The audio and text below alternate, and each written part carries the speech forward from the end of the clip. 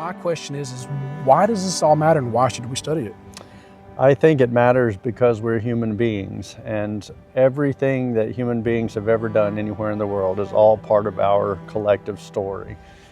And this is a part of our collective story that is very poorly known. It's very rich, it's very significant. It has global applications just in understanding how the human species came to act and be the way it is.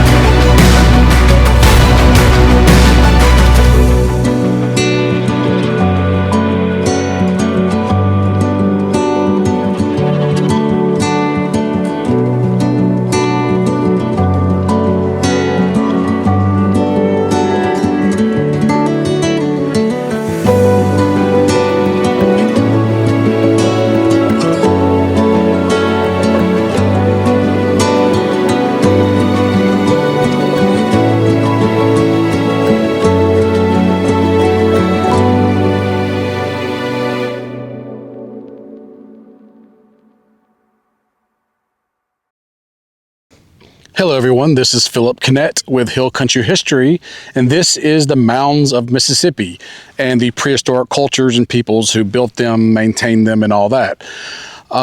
We are here at the Edgefield Mounds. This is at the very northwest tip of Mississippi. It's a beautiful conical mound that we'll be talking about in a lot more detail in a bit, but I did think this was a great place for us to do these segments here. Now, technically, this is a sequel to my last video. Now, admittedly, that last video was over a year ago, but that tells you how long it's taken me to research, film, and edit this video here. So I do recommend watching that video. It's called North Mississippi's Prehistoric Past on my YouTube channel. That will take you from the very earliest Paleo-Indians through the Archaic age, right to, chronologically at least, where we'll be beginning today with the Woodland period and going forth. So I do recommend watching that video first.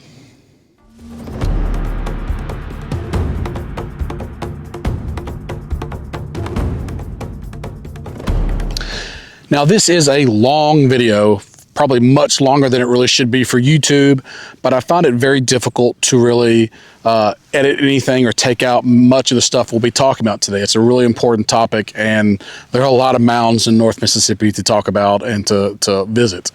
So I have done some, if I've done this correctly, right below here, there should be a menu system. There should be timestamps that you can click on. So if you'd rather jump straight to the history of the period, the history of the mound builders, you can do that. If you'd rather look at the history of the archaeology, and the archaeologists who uncovered this history, then you can go there. If you want to jump to Dr. Evan Peacock's really great interview at Ingomar, feel free to do that. Or if you just want to see pretty pictures and videos in 4K of many of the mounds of North Mississippi, you can go right to the survey. Lots of stuff there if you want to, or you can just watch from beginning to end. Now, one thing I want to make very clear at the very beginning is that I am not an archaeologist. I do have some background in archaeology. I did study it in school. I've read a lot of archaeological reports. I have participated in 2 or 3 different archaeological digs or investigations over the years through various means. So I'm not a complete novice here, but I am an amateur wannabe archaeologist. In some polite circles, they call us avocational archaeologists. But everything I've learned is from other archaeologists, from other works that they've written, from my own sort of investigations there. So if anything I say in this video contradicts anything that an actual archaeologist says or does, please go with them and not me. I do want to start off with that. But hopefully we can learn a lot in this session, in this video, and learn a little bit about the mounds of Mississippi.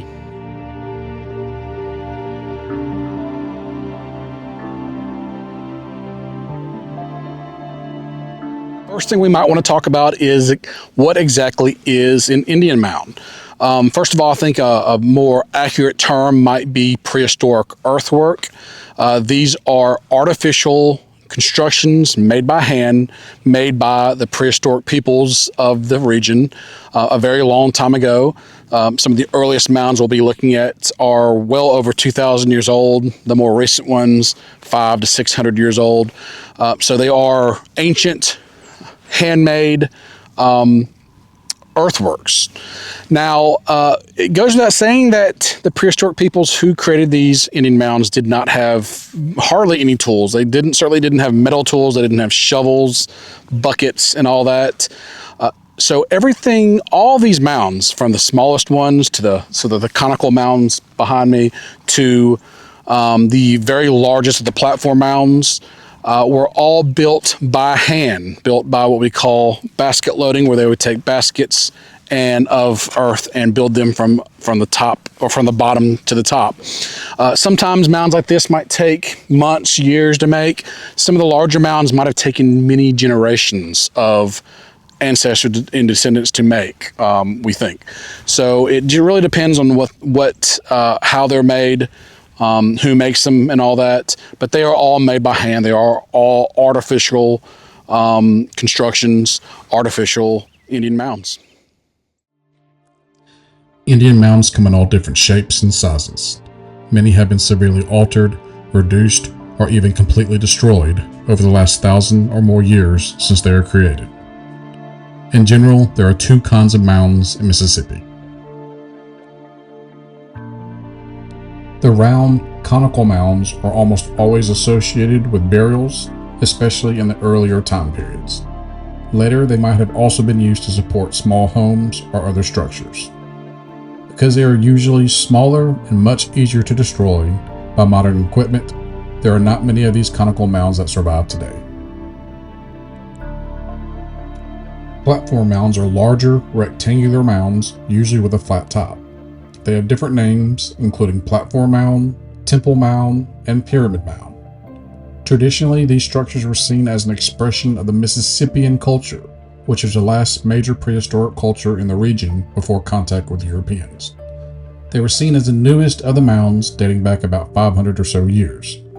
However, over the last several decades, it has become very clear that some of these massive platform structures were built far, far earlier than we imagined. Some are nearly 2,000 years old. We'll be visiting some of these woodland age platform mounds later.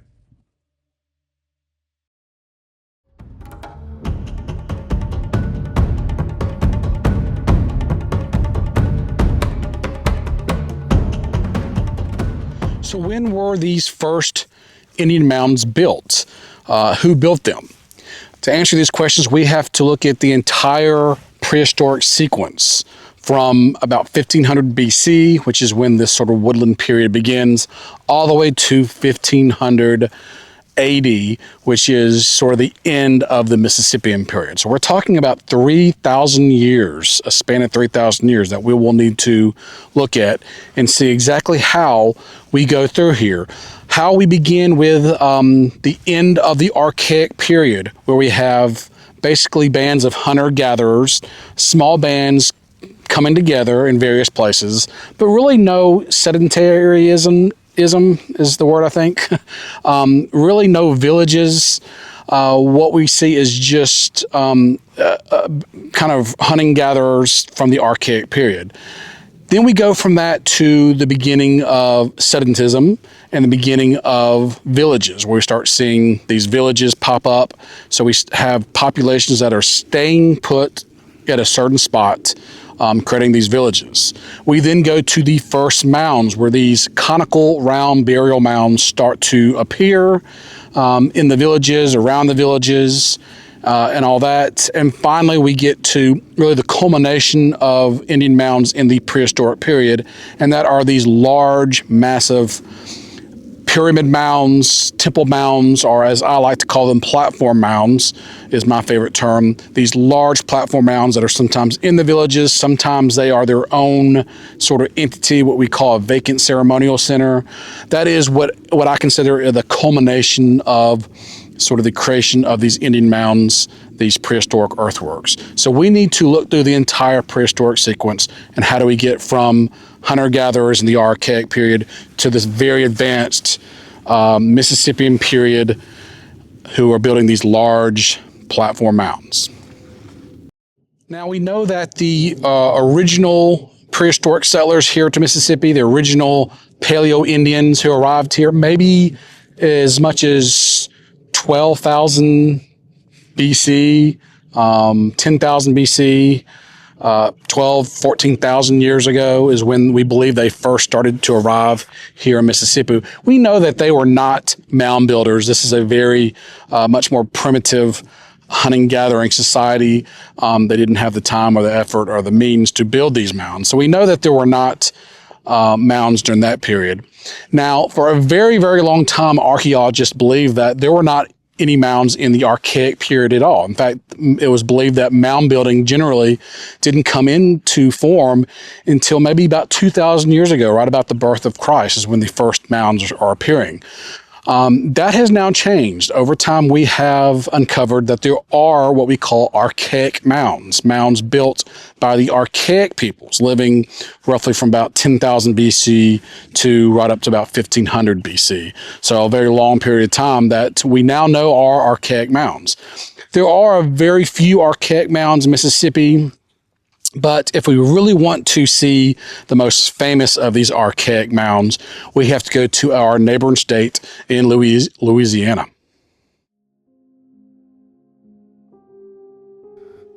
Watson Brake is a mound complex near Monroe, Louisiana. This intriguing archaeological site was first discovered in the 1980s and investigated by archaeologists over the next several decades. Watson Brake was first occupied in about 4000 BC, and the first mounds were built in about 3500 BC. The mounds at Watson Brake consist of a large mound A and an oval formation of 10 other mounds.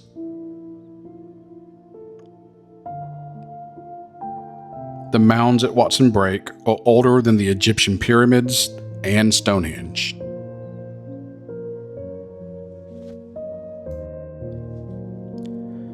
Though Watson Brake is arguably one of the most important archaeological sites in the Southeast, it is not open to the public. Much of the site is still privately owned. Though aerial footage rarely shows the mounds themselves, there are artistic renderings of the site, and LiDAR clearly shows the mounds.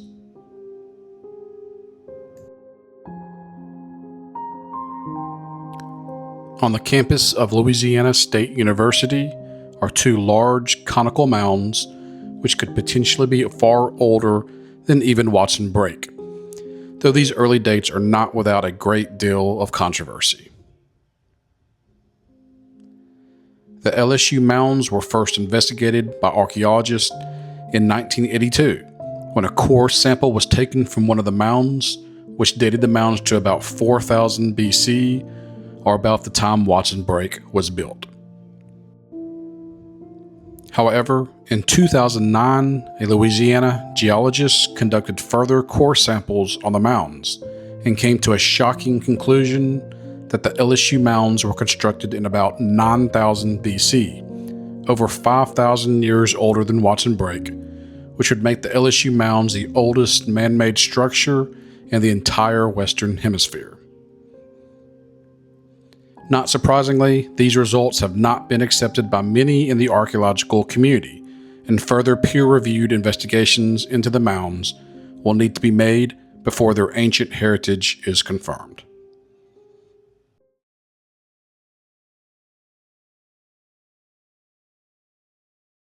Now, putting aside for the moment these archaic mounds, which again are very rare in Mississippi, when do we first start seeing mound building in the state of Mississippi? Where do we start seeing it?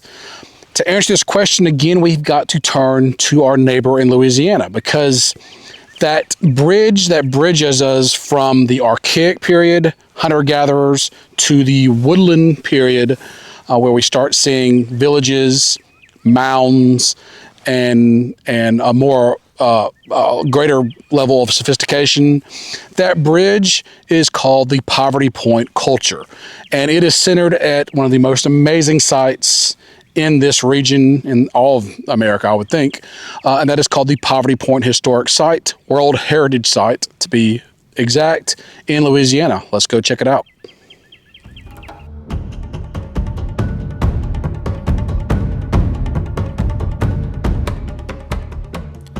The Poverty Point culture, which first appeared in northeast Louisiana roughly 3,500 years ago, is the first true expression of the post-Archaic period in this area of the country.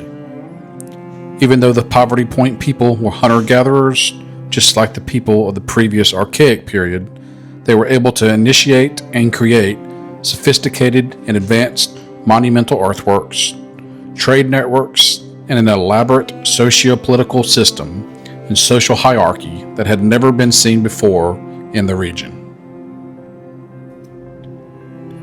The Poverty Point people were some of the earliest in the region to create pottery, though the use of pottery was not widespread in the community. Poverty Point is best known for small, sometimes decorated clay pieces known as Poverty Point objects, which can be found in many of the sites occupied by Poverty Point peoples. Their exact purpose is unknown, though it is possible they were used in fires to prepare food. The Poverty Point culture would eventually spread throughout the lower Mississippi Valley and the Gulf Coast, with over 100 sites throughout the region containing Poverty Point cultural elements. The culture would last over 1,000 years, from roughly 1500 BC to 500 BC. It all began here at the Poverty Point World Heritage Site in northeast Louisiana. The Poverty Point site itself is a 400-acre prehistoric village and earthwork system located on Bayou Macon.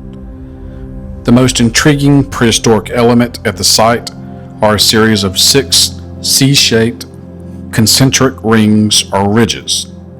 Between the rings and the bayou was a 38-acre plaza that had been cleared by the original builders. The rings were built over many generations, totaling about 600 years. Now, I am not one for conspiracy theories, but I do find these concentric rings at Poverty Point very interesting. The truth is that the true scope of these rings and what they formed didn't even become apparent to anyone, even archaeologists, until the invention of the airplane, where we were able to view this site from above, which is very easy now with drones and such as that. But obviously the prehistoric peoples who made them didn't have access to anything like that. They weren't able to view these rings, these mounds, from above. And I just find it very interesting why people like that would build these? I guess the most obvious answer is it was a religious ceremony of sorts for maybe the sun deity, which is burning bright in my face right now, or maybe something else. Of course, just complete speculation.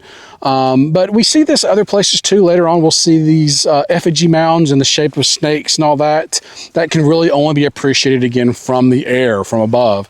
So again, not a conspiracy theorist at all, but I just find this an interesting phenomenon when it comes to mound building. It is probably best to venture forth from that on another YouTube channel though. Also present at Poverty Point are a series of mounds, the largest of which is Mound A, a 72-foot tall T-shaped mound which was constructed in about 1250 BC. Unusually for mounds, particularly ones as large as Mound A, this mound was built in its entirety over a very short period in just a matter of months. The amount of manpower and effort that creating this mound would have taken is almost staggering to think about. Poverty Point's Mound A is the second largest prehistoric mound in North America. Okay, so we are here at the Poverty Point site in Louisiana. Widely considered, and certainly no argument there, that this is one of the most important archaeological sites in North America, even maybe the Western Hemisphere, and that's witnessed by its World Heritage Site designation here.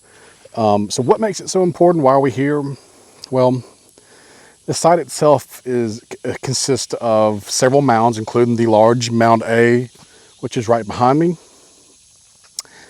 and a series of concentric, sort of semicircle, either earthworks or rings, which kind of remarkable that this place was even discovered, because obviously it wasn't natural, but you really only get the true umph of this site, for lack of other word I can think of right now, from looking at it above. Aerial views with my drone, other drones, airplanes, all that.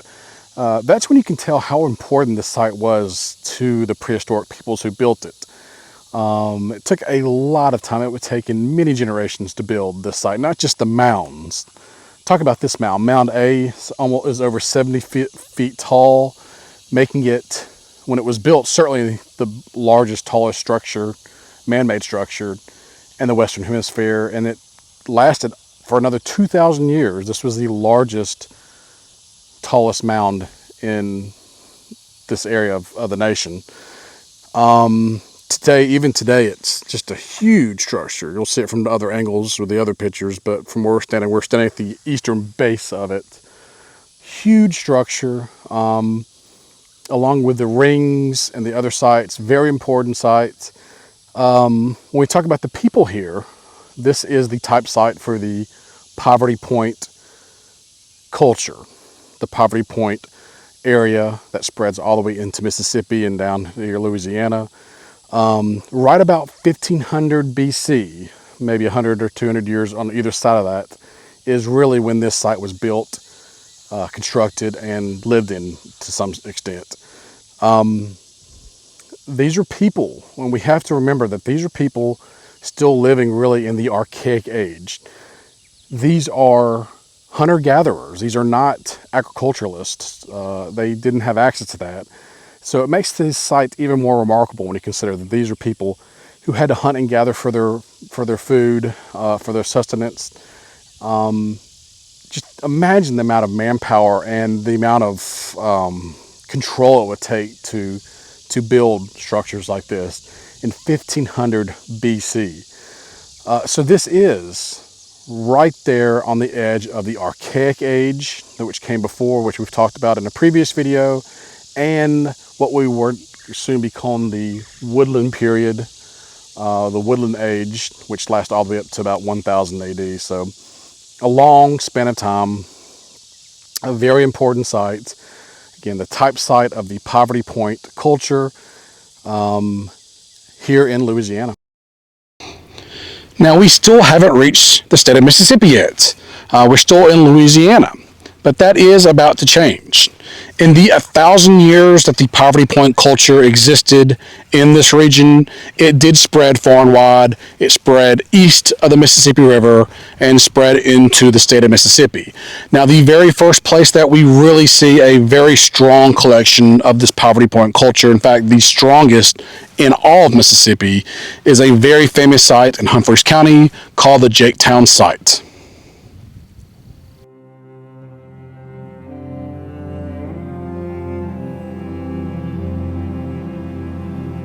Baytown was first inhabited by Poverty Point people in about 1500 BC. This makes Baytown one of the oldest mound sites in Mississippi. The Poverty Point occupation created several small mounds, all of which have been destroyed. The current mounds on the site were built much later during the Mississippian period. Besides the important Poverty Point occupation at Baytown, the site is also famous for having an almost completely uninterrupted prehistoric occupation for almost 3,000 years.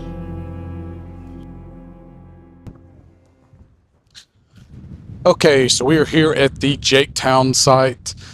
Now, this is an immensely important archaeological site in Mississippi, as shown by the fact that there's not just one, but two separate historic signs, one from the state of Mississippi and one from the Mound Trail.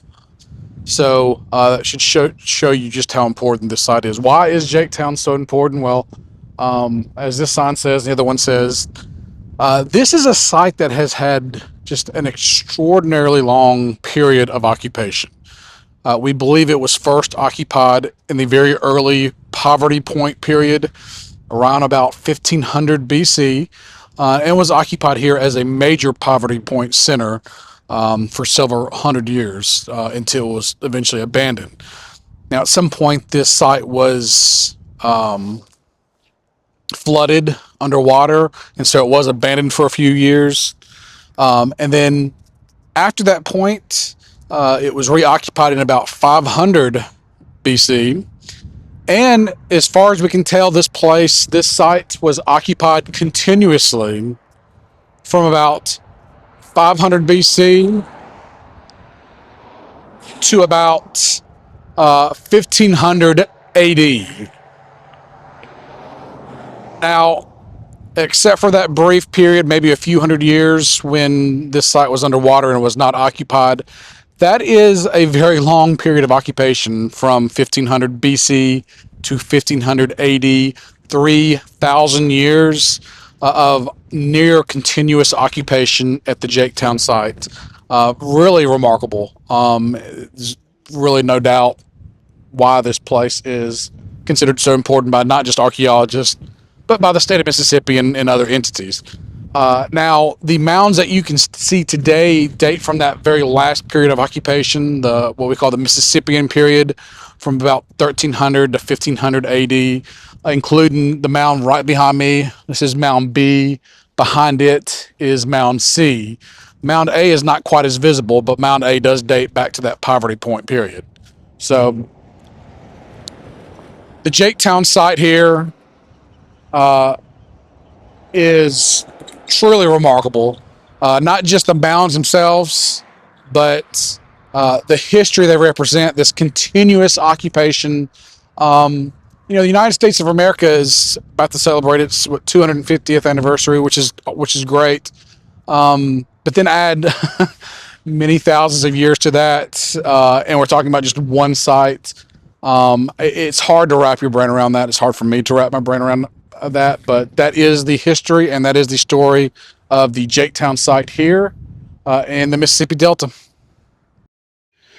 Now, there are other Poverty Point sites in Mississippi outside of Baytown.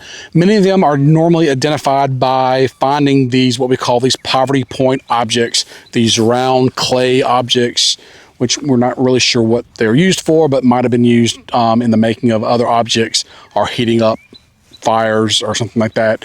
But this is definitely a Poverty Point phenomena that is found throughout the region. So when we find these Poverty Point objects, it is usually a good indication that there is going to be a Poverty Point occupation at the site. Now, outside of Baytown, the two sites in Mississippi where we see this the most are the Tchula Creek site and the nearby Neal site.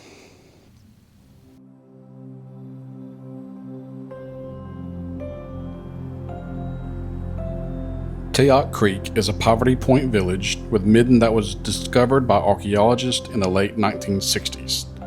The site consists of a crescent-shaped village area near an old Mississippi River channel. The evidence suggests that the site was occupied by Poverty Point people from about 1700 BC to about 1100 BC, or about 500 years.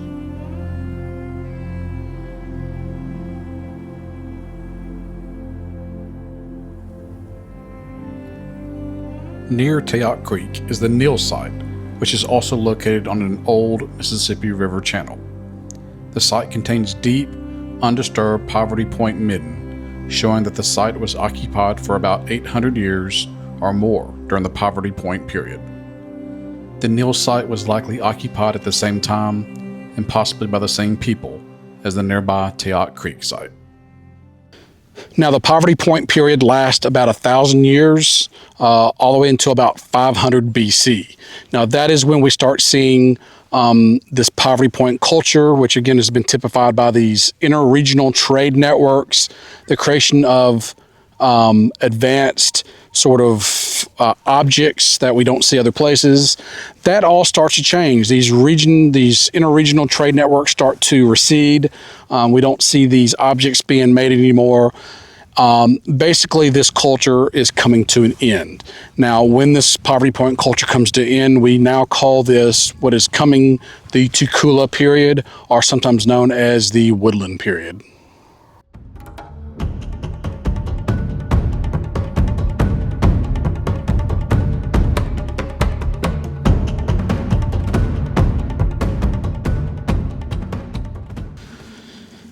Now, in many ways, the Tchula period that follows the Poverty Point period is a period of regression. We see these trade networks receding. We see settlements becoming sort of smaller, more reduced.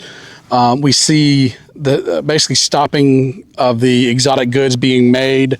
All this shows us really that this is a period of regression, a period of decline of sorts, and that is kind of the Tchula period. Now, it is not all regression.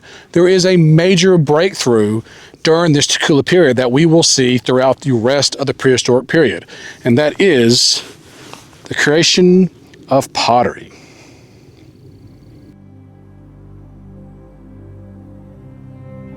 One of the places where we have some of the best evidence of the Tchula period and the people of that period is at the Norman site, located in Quitman County. This is one of those really remarkable prehistoric sites which has unfortunately been severely damaged by time and people. The first occupation at Norman occurred during the Poverty Point period, but the site saw a massive explosion in activity during the Tchula period. This may have been one of the largest Tchula occupations in all of Mississippi, based on the evidence and artifacts that archaeologists have uncovered. And it didn't end there. Prehistoric people continued to occupy and live here for well over 1,000 years. The surviving mound here was built during the Mississippian period.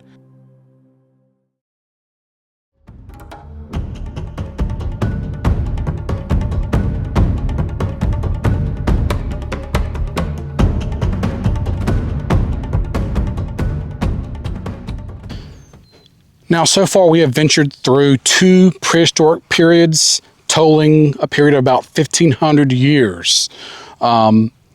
And we have yet to really see mound building. We've seen some very rare archaic mounds in other states. We've seen, of course, the Poverty Point mounds. We've seen mounds at Baytown, even though those are, again, earlier mounds. Those are not mounds that we can still see and visit today. And there are some scattering other mounds that we've seen, but by and large, we still are not into the period of the mound builders. Now, all that is about to change right about at the birth of Christ. Now, far to the north of here, between about 200 BC in 1 AD, something amazing was happening up in modern Ohio, Indiana, Illinois. A culture that we call the Hopewell people were coming into being. The Hopewells, or the Hopewellians, were a really sophisticated Native American culture. They were building mounds, not just mounds like these behind us, the conical mounds, but these effigy mounds in the shape of snakes and other creatures that we're all familiar with. At some point in our life, we've seen pictures of those. That is where this comes from, the Hopewell people. They did more than just build mounds, though. They created these long-term, these long regional trade networks. They spread their culture everywhere throughout much of the eastern United States, including down here to Mississippi. We call this the Hopewellian influence sphere, and we know that eventually, right about, again, the birth of Christ, this Hopewellian influence will spread into Mississippi, and when that happens, everything will change down here. We now have the first of the mounds, including Edgefield behind me. But the question still remains is, where did these Hopewellians come from? When did they arrive here? Where did they build these first mounds? We do have some of these answers, but I have a slightly alternative theory. And to venture into that theory, we need to take a much deeper look at the Edgefield mounds here.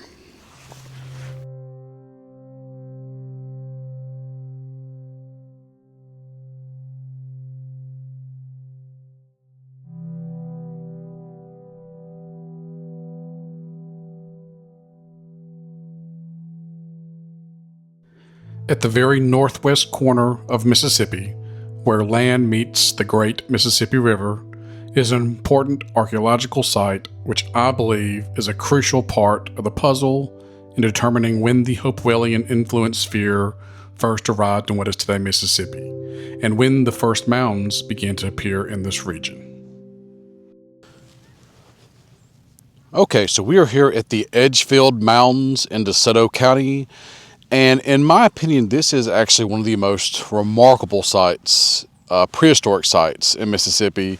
Certainly the one with quite a deal of mystery and maybe a little confusion surrounding it. And to be honest, the confusion really starts with the fact that this site is on the Mississippi Mound Trail, and there is a Mississippi Mound Trail marker here, which gives some good information. However, it does suggest that this site, Edgefield Mounds, was built in the Mississippian period. And that is very interesting because even though there is a layer of Mississippian material at the top of this, which is Mound A, which probably does date to the Mississippian period, the mounds, both Mound A, B, and C that survive, are certainly not Mississippian. In fact, they are far, far older. So old that they really give us a chance of looking at and possibly answering a really important question. And that is, where is mound building from? This idea, this concept, this cultural component that we call mound building, the building and creation of mounds, where does it come from? It's certainly not native to Mississippi. We do have a very small amount of mounds before, say, the birth of Christ, but within 200 years of that, there are literally thousands of the mounds all around Mississippi being built. So where does that come from? Where does mound building come from? Who brought it here? How does it get here, and when does it get here? All are really important questions that we have got to at least try to answer, and I do believe that this site could possibly, maybe, give us some of those answers.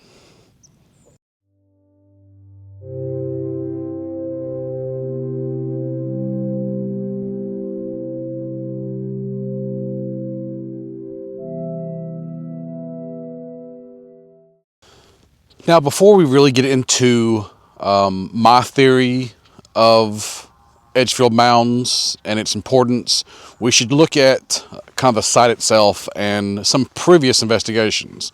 Now, Edgefield mounds consist of 3 mounds. We have Mound A, which is behind me, which is a really beautiful example of a conical burial mound, just really beautiful.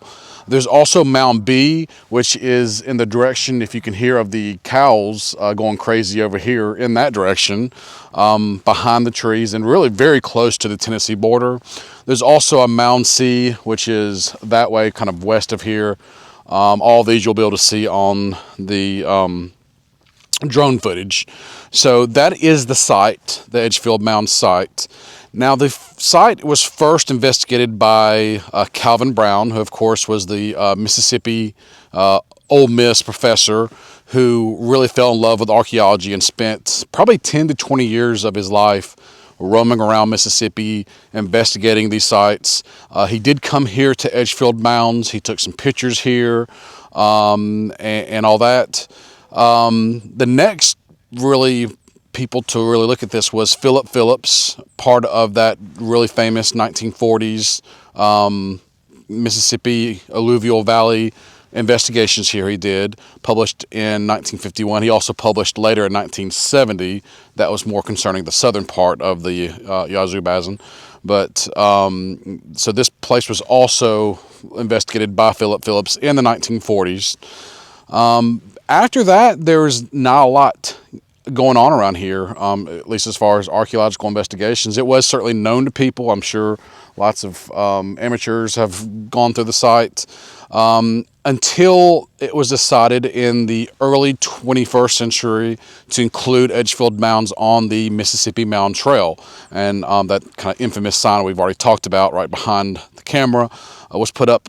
In addition to that, there was an archaeological investigation here in 2013, August of 2013, led by archaeologist Jay Johnson, and his team did some really cool investigations here at Edgefield Mound A behind me, and that is where a lot of my information and a lot of my theories come from, is that particular investigation.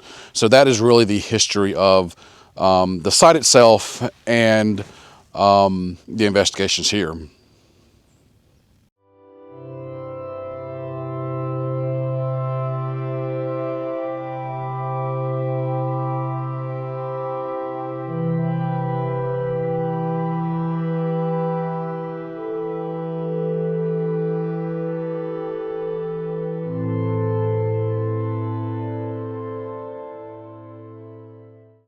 So back to the question of mound building and where it came from.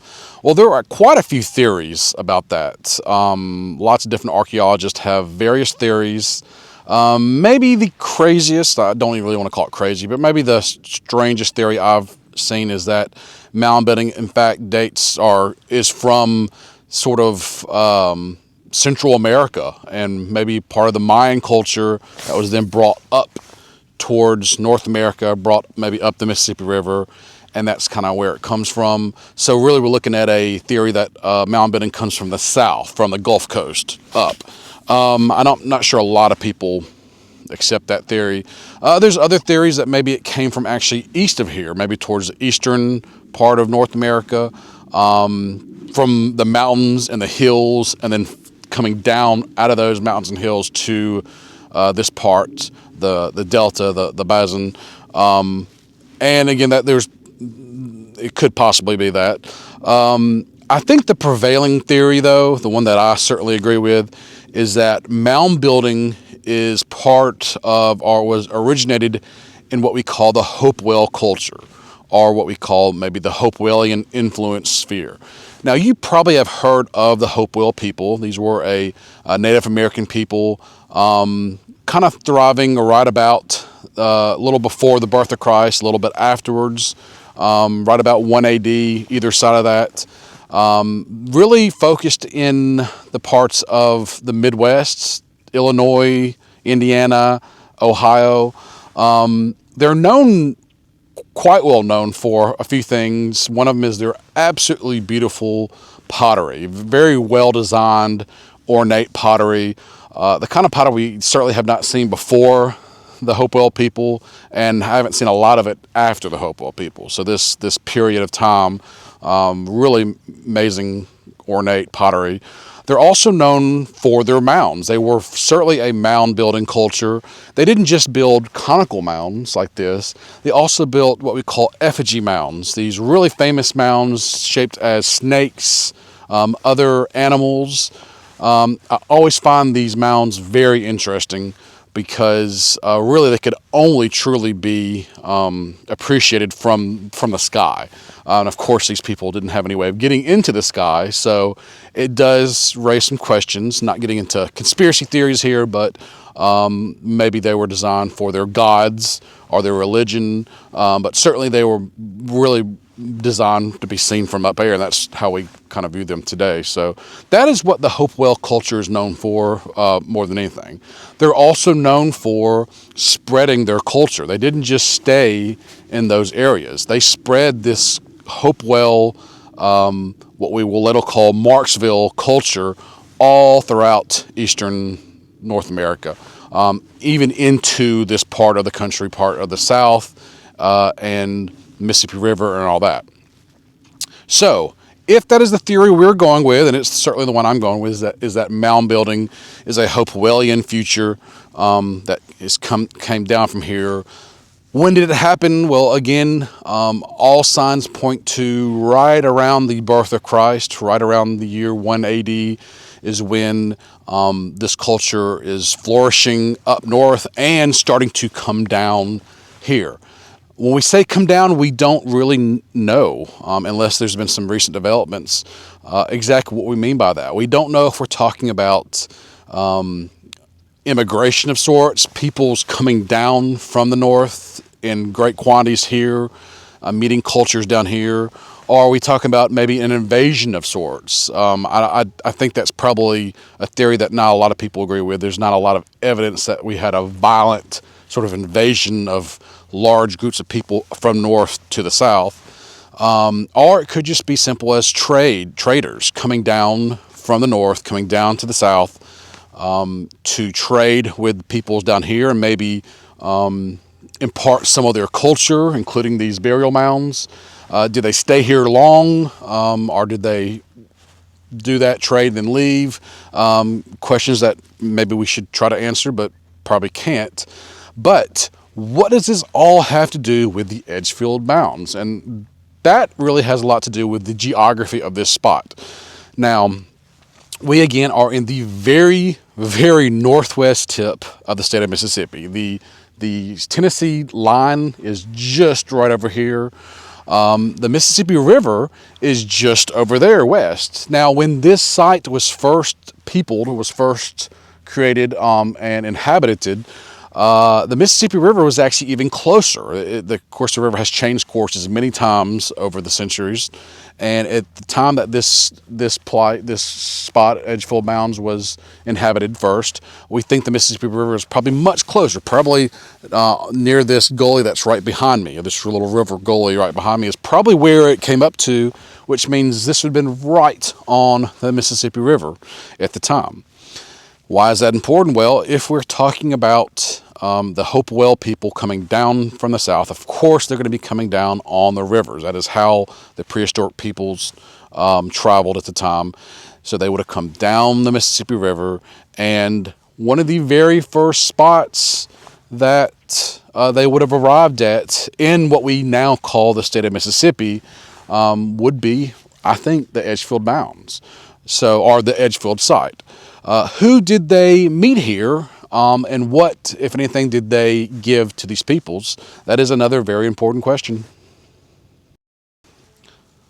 Now, the answer to that question, the question of who was already here and what did these theoretical Hopewell traders, travelers, immigrants bring here to the site, can more or less be answered by the archaeological investigations that were done here in 2013. Now, those investigations were focused on Mound A right here, and what they found when they did their investigations, when they dug down to the very surface, was that there were a few different layers of the mound.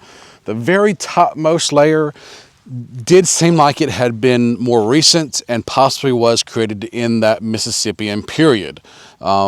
So we're talking about maybe 1200 to 1500 AD, the latest of our prehistoric periods. And it does make sense that the Mississippian peoples did add to this mound, because just to our east was a very, very important Mississippian site called the Walls site. Of course, named after the town of Walls, which is nearby. The Walls site was a very important Mississippian village. There were at least one, maybe two mounds there, and there was a huge prehistoric cemetery there, which provided over century or more, has provided a great amount of pottery and other investigations. Most of it dug up by pot hunters, by relic hunters, but the archaeologists have done their investigations there as well. So that site, which is just, not even a half a mile from here, very, very close to Edgefield, was a very important site. It was Mississippian, and I certainly can see why these pre-existing conical mounds, maybe the peoples that lived at Walls, would have reutilized these mounds for burial purposes. So certainly that is possible and likely based on the investigations done here. But the mound itself, the three mounds, are certainly not Mississippian. That is absolutely not true. They are very much a early middle woodland phenomena. They are very much woodland conical mounds, burial mounds, not Mississippian at all. And we know kind of when, at least right around when they were built, because of what was found here. Now, when they dug in, they found quite a few things. One of them was a great amount of what we call withers fabric impressed. That is a type of pottery that is decorated, and we know, based on not just investigations here, but other investigations, that kind of pottery was prevalent in what we call the late Tchula period and early Marksville period. So timeline, we are talking about maybe 100 BC to, just after the birth of Christ. Really right there on the edge of both of these periods. Now, we have talked about Tchula already, and we're about to talk about Marksville. So I think this is the site, among several others, that connects those two periods, Tchula to Marksville. So certainly at the time that these theoretical, again, Hopewell people would have come here, there would have been a village here already. Probably not mounds, but certainly a village of Tchula people, native Tchula people living here at the time. And when the Hopewell people came here and interacted with them, maybe came together in some form, they probably imparted, just like they did throughout the region, not just here but everywhere, this Marksville culture. So that the withers fabric impressed pottery really shows us that, really narrows this timeline to between 100 BC to maybe even 100 AD, but that's probably too far, of when the peoples were here. Now, when did the Hopewell people get here? That can also be answered by something else that was found in the mound during the investigations, and that was in what we call a Dina projectile point, a stone point, of course, used by the prehistoric peoples for hunting and all that, and very important. But that Adena point is very important because that Adena point is also called the mound-builders point. This is a point used by not just the Hopewell people, but many other people north of here in that region that sort of this culture sort of came out of, use this Adena point. So the fact that there is an Adena point in this mound at right about the same time that the Tchula phase was ending kind of really shows us that this is almost certainly an early middle woodland site. Again, woodland, the middle woodland going to be about right about 1 AD to 400 AD. So the early part will be 1 AD to 200 AD, what we call the early Marksville. So I believe that the investigations here, the evidence here shows that my theory, I believe, is correct. I'm certainly not saying this was the very first of the mounds built in Mississippi. I do think they are very early. And I do think that generally the evidence shows that mound building spread from north to the south. As we get further south, it starts collecting more of that native culture.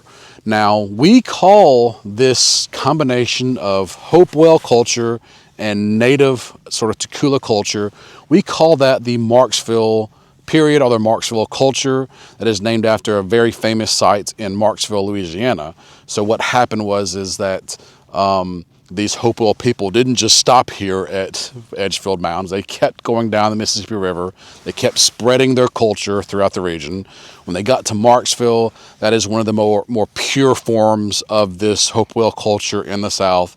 And it also was one of the earliest investigated by archaeologists in the early 20th century. So that also explains why we don't call the Marksville period the Edgefield Mounds period, because even though both of these mounds, I've been at Marksville, both the conical mound at Marksville and this mound at Edgefield are very, very similar. Look very similar, very similar shape, probably built same time. The reason we don't call this culture the Edgefield culture is because Marksville was excavated in the early 20th century, and Edgefield Mounds was excavated 100 years later in the early 21st century. At least that's my opinion. But I do believe the total thrust of the evidence shows that this is a very important site to the prehistoric cultures of North Mississippi. This is possibly an entry point of that Hopewell culture that again would spread throughout the region, hundreds, thousands of mounds everywhere. Sadly, very few of those still survive for other reasons, which we'll talk about. But this, in my opinion, is where it started, or at least one of the places where it started. And I think that's very important. Now, why does the sign say this is part of the Mississippian period? It doesn't really match up with the investigations here, so it could be a mistake, an error, or it could be maybe some confusion with the nearby wall site, which is certainly Mississippian. I don't know, maybe an archaeologist will show that I'm completely wrong and this is in fact a Mississippian site. I don't think so, and I don't believe the evidence shows that, but it is kind of a mystery, but a kind of a cool mystery. This is the Edgefield Mound site.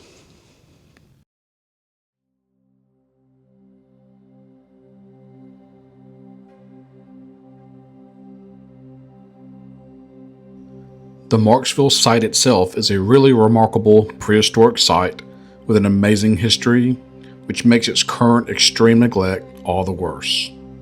But underneath the weeds and the abandoned museum are mounds which have amazed archaeologists for many generations.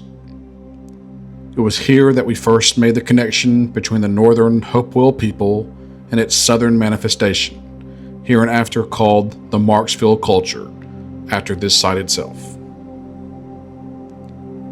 This Marksville culture spread throughout the entire region, becoming a pervasive and dominant culture throughout much of western and northern Mississippi for nearly half a millennia.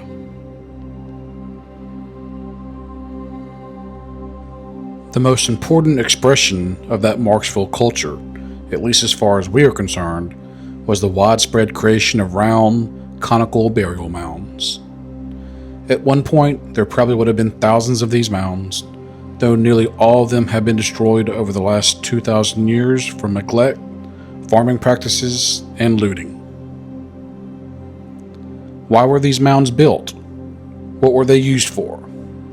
We don't have all the answers, but it seems like these would have been burial mounds for the most important figures in a prehistoric community, perhaps a chieftain, high priest, or some other important figure and their family.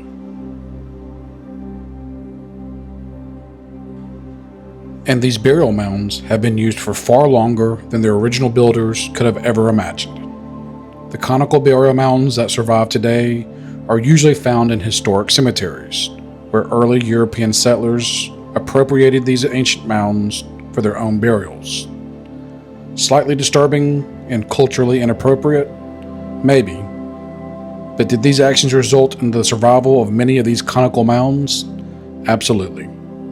These things can be complicated. Today, we can find these surviving conical burial mounds throughout Mississippi, More often than not, they are associated with modern European burial grounds. Now, this Marksville variant of the Hopewell culture eventually spreads throughout much of northwest Mississippi and even beyond. We see it all across North Mississippi, including these conical burial mounds. But it seems that at least in northwest Mississippi, in the northern part of the delta that we're looking at, the center of this Marksville culture was called the door phase, and it was centered right about Clarksdale, Mississippi.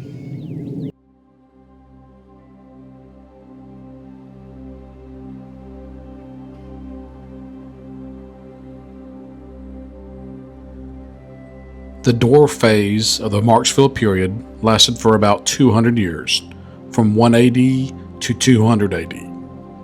This was a period of sustained growth, a widespread trade network, and the creation of many conical burial mounds. In some ways, this period was similar to the earlier Poverty Point period. The Dickerson site, located at the headwaters to the Sunflower River north of Clarksdale, is often considered a possible cultural center for the door culture. Until the middle of the 20th century, a large conical burial mound was located here.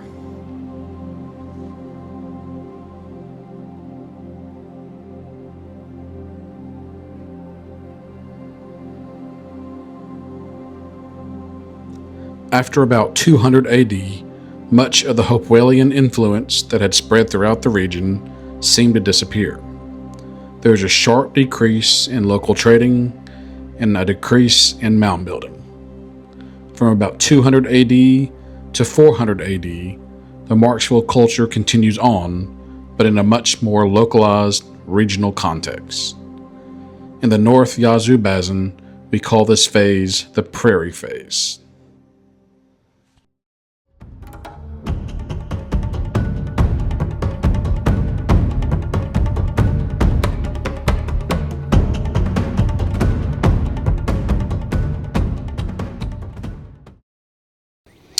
Now, following the end of the Marksville period, we have another long period of what some people might call regression or decline or cultural deterioration, although not all archaeologists and historians see that. But from about 400 to 800 AD, we now have what is called the Baytown period. Now, this is a period where we have villages reducing in size. We have deterioration in the quality of ceramics and pottery. We also don't have many mounds. This is not a period of great mound building, at least in this northern part of Mississippi that we're looking at. I also find it very interesting that this period of decline, this Baytown period in the Americas, in this part of the Americas, matches, at least timeline-wise, with another period of cultural deterioration in Europe that we call sometimes pejoratively as the Dark Ages. Again, roughly the same time from the fall of the Roman Empire to the creation of some of these bigger European city-states. But it is very interesting. There's, of course, no real connection between the Baytown period here and the Dark Ages in Europe, but they do occur at roughly the same time. And again, not a conspiracy theorist, but I do find that just interesting thing to point out. Now, it's not all doom and gloom during Baytown. We do have two major innovations, technological innovations during this period, which we're going to see through fruition later in the prehistoric period. And that is the very beginnings of agriculture and the introduction of the bow and arrow. In the northern Yazoo Basin, the entire Baytown period is included in the local Coahoma phase. While there aren't many new mounds being built during this time, we do have activity during the Coahoma phase at several sites, including Shady Grove in Quitman County.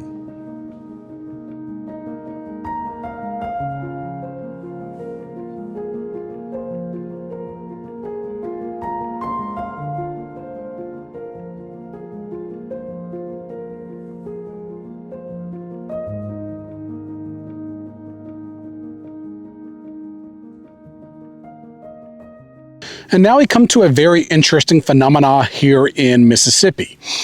If we were talking about the southern Yazoo Basin, we would next be talking about a period that we call the Coles Creek Period.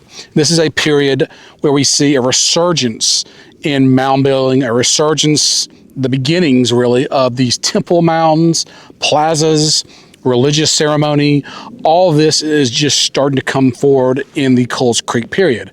But we are not in the southern Yazoo Basin. We are in the northern Yazoo Basin, the northern delta, North Mississippi, and up here things are quite a bit different. Up here we don't have a Coles Creek culture or a Coles Creek period. What we have instead is a continuation of the previous Baytown period, that period of decline, that period of regression that continues on up here in the north part from 800 AD to maybe 1000 to 1200 AD. So again, another long span of period from the end of Marksville to the beginning of what we'll be talking about in just a little bit is up here in the northern part of the Delta is the continuation of the Baytown period. In northern Mississippi, we call this quasi-Coles Creek, quasi-Baytown period the Peabody phase, lasting from about 800 to 1000 AD. It's called the Peabody phase after Charles Peabody, the famous archaeologist who investigated the Oliver site seen here.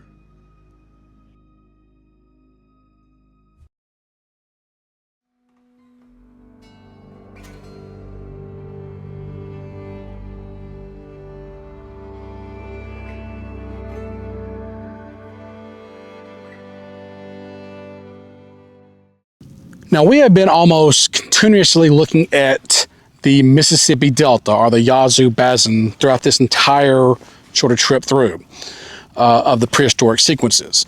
But what was going on in the rest of northern Mississippi, in the north central hills, in the middle, and in the northeast part of Mississippi, which we call the Tombigbee River Valley? What was going on there in between the beginning of the Poverty Point period and the beginning of what will become the Mississippian period? Quite a lot, but it doesn't look exactly like the sequences we have in the Delta. In northeast Mississippi, we don't have the same Poverty Point, Tchula, Marksville, Baytown, and Coles Creek periods as we do in the west. Here, along the Tombigbee River Valley, we have a new sequence which we call the Gulf Formational Period, and then the Miller sequence, or Miller tradition. Instead of a Poverty Point or Tchula period, we call the period from about 1500 BC to 1 AD the Gulf Formational Period. Unlike in the Yazoo Basin, we don't have much evidence of a widespread culture or any mound building during this time. There are areas where we have discovered prehistoric activity, including here at Tubba's Ridge near Pontotoc, Mississippi. Beginning in about 1 AD, we have what we call the Miller period. The Miller sequence was created by archaeologist Jesse Jennings in the 1940s, while he was conducting archaeological investigations on what would one day become the Natchez Trace Parkway in northeast Mississippi. Jennings discovered that many of the prehistoric sites in the area conformed to a certain sequence based on what kind of pottery was uncovered at the sites. The Miller sequence is divided into 3 subphases: Miller 1, Miller 2, and finally Miller 3. Many of the most famous mound sites in this area belong to this Miller tradition, including the Bynum site, which belongs to Miller 1, the Farr Mounds, which belong to both Miller 1 and Miller 2, and the Thelma Mound, an enigmatic mound which belongs to the very end of Miller 2. Don't worry, we'll be returning to all these mounds during our survey later in the video.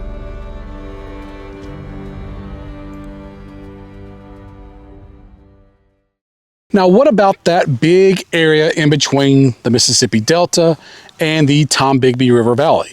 The area that I call home in Holly Springs, the area that we now call the North Central Hills. It's a very large area that goes even further down south into the Mississippi. What is going on there during this period, this period from Poverty Point to the beginning of the Mississippian? It doesn't look exactly like the Mississippi Delta, and it doesn't look exactly like the Miller tradition in the Tombigbee River Valley, but there are prehistoric peoples here, and they do leave traces behind. Archaeologist Evan Peacock, who we'll be meeting later in this video, has determined that the earliest visible prehistoric cultures in this area of North Mississippi belonged in the Tchula Period, where we see small temporary settlements or campsites throughout the region, starting in about 500 BC. These aren't villages, and there aren't any mounds at this point. Eventually, the North Central Hills jumps into a period that resembles both Marksville in the west and Miller 1 and 2 in the east. Several conical burial mounds are built during this period, including this one at Tchula Lake. There were once many hundreds of conical mounds throughout this region, but nearly all of them have been destroyed in the last 100 years due to farming practices. Now, we have looked at all of North Mississippi from about 1500 BC to about 1000 AD. We've seen the rise of villages, the beginnings of these conical burial mounds. We've seen the early platform mounds. We've seen the bow and arrow coming about. We've seen introduction of pottery. We've seen all that, and now we're at about 1000 AD. And that is when something very remarkable and amazing happens, not just in Mississippi, but really all of the eastern part of the United States. We go from mounds that look like this to mounds that look like this. What is going on here? Well, we have now reached the age of the Mississippians.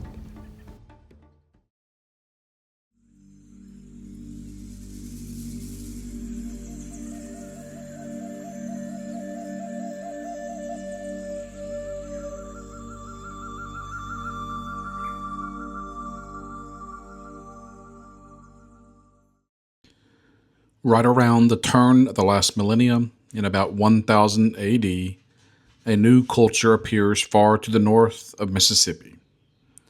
On the Mississippi River, to the east of the modern city of St. Louis, the great Mississippian city of Cahokia arose. Now, Cahokia was, by a very large degree, one of the largest prehistoric settlements in all of what is now the United States of America. At its height, we think there was between 20 to 40,000 people living in the city and around the city. That is absolutely remarkable when you look at the same time that Cahokia was at its zenith in about 1300 AD, it had a larger population there than the cities of London and Paris in medieval Europe. And it remained the most populous city in all of the Northern Americas, what would become the United States, all the way until the year 1800, which is when the city of Philadelphia finally peaked past 40,000 citizens. So for a very long, hundreds and hundreds of years, Cahokia, this prehistoric city just east of St. Louis, was the largest city in this part of the world. So anytime someone tells you that the Native Americans, the prehistoric Native Americans were primitives or savages, they weren't civilized, this is what you point to. Cahokia, send them right there to that massive mound and the other mounds there at Cahokia, and they will see the truth about the civilizations of the prehistoric peoples. Now, just like the Hopewell people 1,000 years earlier, the Mississippians wanted to spread their culture and way of life throughout the region. It would eventually spread within just a few hundred years to most of the southeastern part of the United States. But who were the Mississippians? What did their culture, what did their way of life look like? The Mississippian culture has several cultural hallmarks that can be seen throughout the region, including throughout all of North Mississippi. The Mississippians maintained a strict, stratified hierarchy, led by a chieftain. We see this chieftain level of organizational structure not just in the archaeology, but also in the early historic records of European explorers, who witnessed the very end of the Mississippian period, encountered many different chiefs, including men and women. To go along with this chieftain-led society, we also have the introduction and widespread creation of much larger Indian mounds.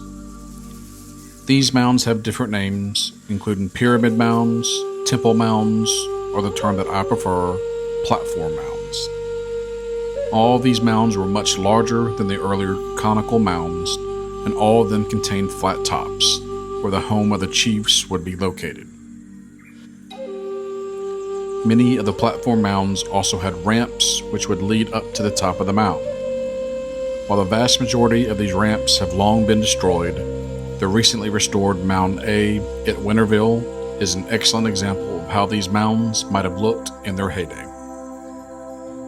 These Mississippian platform mounds can be found throughout North Mississippi in various degrees of survival.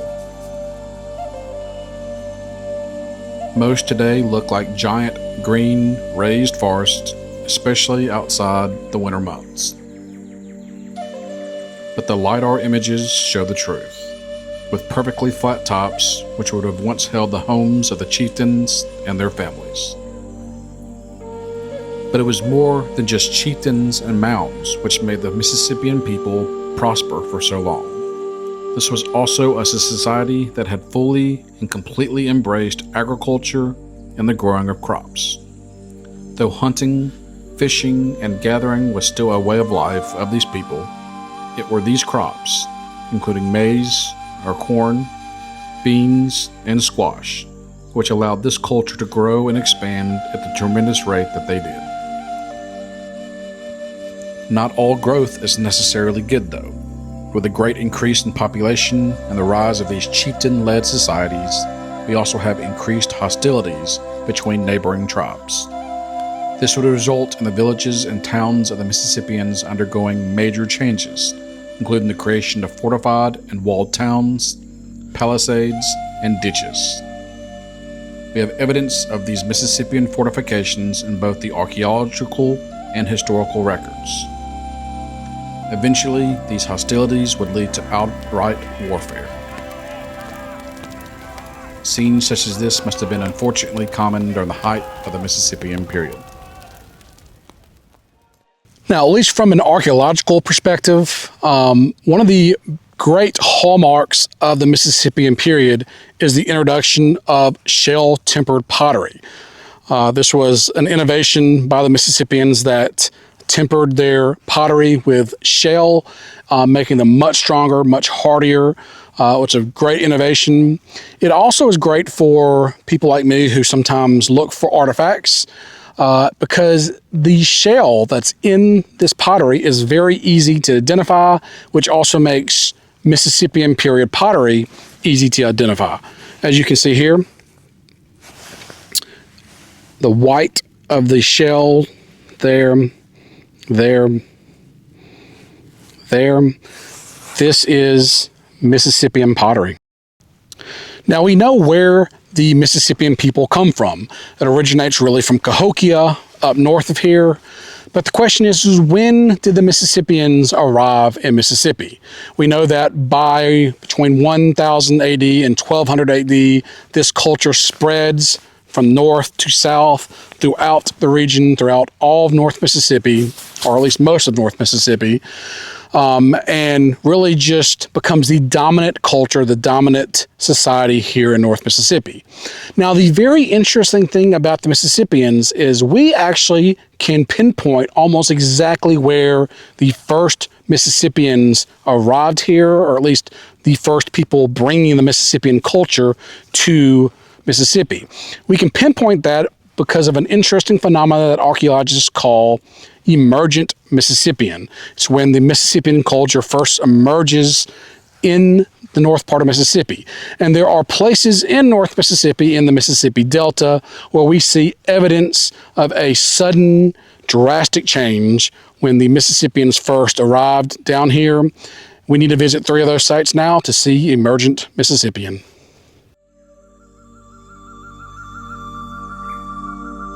The Buford site in Tallahatchie County has been occupied by many different cultures throughout its history, but the most important is the Mississippian occupation here. The surviving mound here is certainly a Mississippian platform mound, but this was no ordinary occupation. Unlike at almost every other prehistoric site in this region, where we see a gradual change to the local society, here at Buford, there is evidence of a very sudden change. Archaeologists call this a site unit intrusion, but we might also call it an invasion or an occupation. The people here at Buford seem to have come directly from Cahokia itself, the capital of the Mississippian world. What exactly is going on here at Buford? Okay, so we are here at the Buford site in Tallahatchie County. Located behind me is the main and the only surviving mound. It's a large mound, huge mound, really cool site. The Buford site's important for a few reasons. We have a few different levels of occupation here, like other sites. We have a Coles Creek occupation, sort of 800, 900 AD. We have a later Mississippian occupation. We probably have earlier occupations as well. But the primary occupation is going to be that Coles Creek. Right there at the end of the Woodland Period, beginning of the Mississippian Period. The reason this spot is so important is there's evidence here of what we call, I guess, cultural intrusion. What that means is we have evidence that the people that were living here at the Buford site were trading with the center of the Mississippian era. That was Cahokia near St. Louis, Missouri, the capital really of the Mississippian period, where kind of the culture emanated from and slowly came down here. Well, this site right here at the late Woodland Period, early Mississippian, has evidence of that cultural intrusion, meaning they have either trade with Cahokia or individuals coming down from Cahokia. Either way, the pottery and the other evidence found here is really conducive, or kind of along with that cultural intrusion of them coming down here. So really important site. There is pottery everywhere. This is obviously a large, huge occupation area.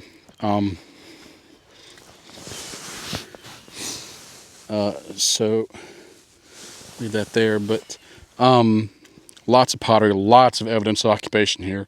Really cool site, really cool surviving mound here at the Buford site.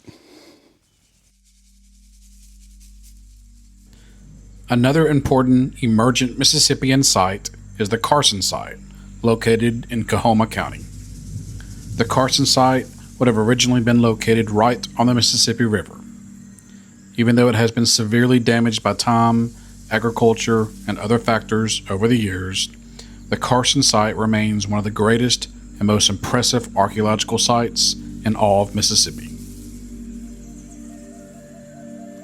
Originally, the Carson site would have contained 7 large mounds and over 80 smaller mounds, with a large village site and earthen embankments. Today, 5 of the mounds survive, spread over a full mile.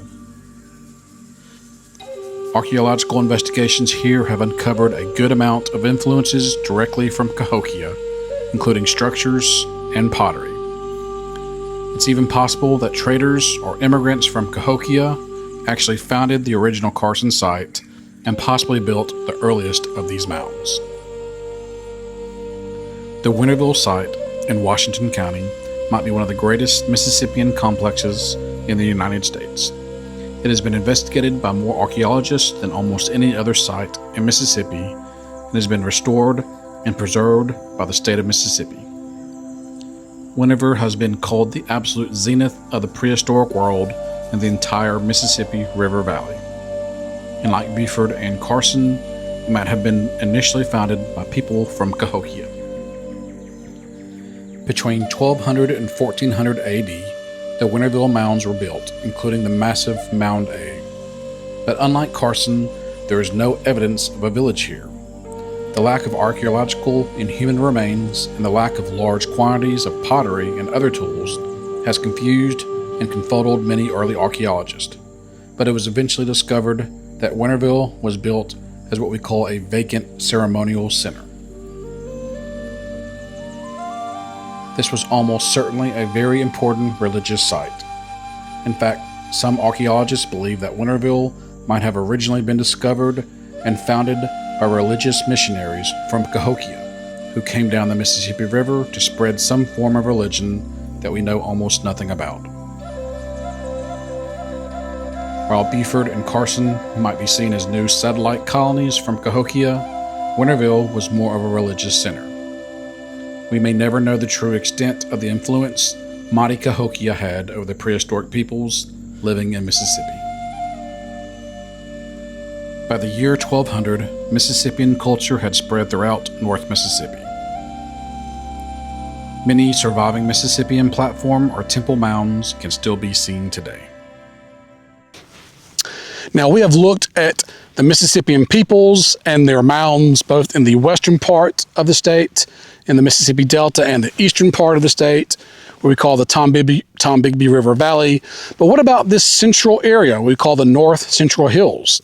Surely there is a large Mississippian occupation, lots of mounds in this region. Of course, earlier in the prehistoric period, we did have mounds here, conical mounds. We did have civilizations here. But that is not the case once we get to the Mississippian period.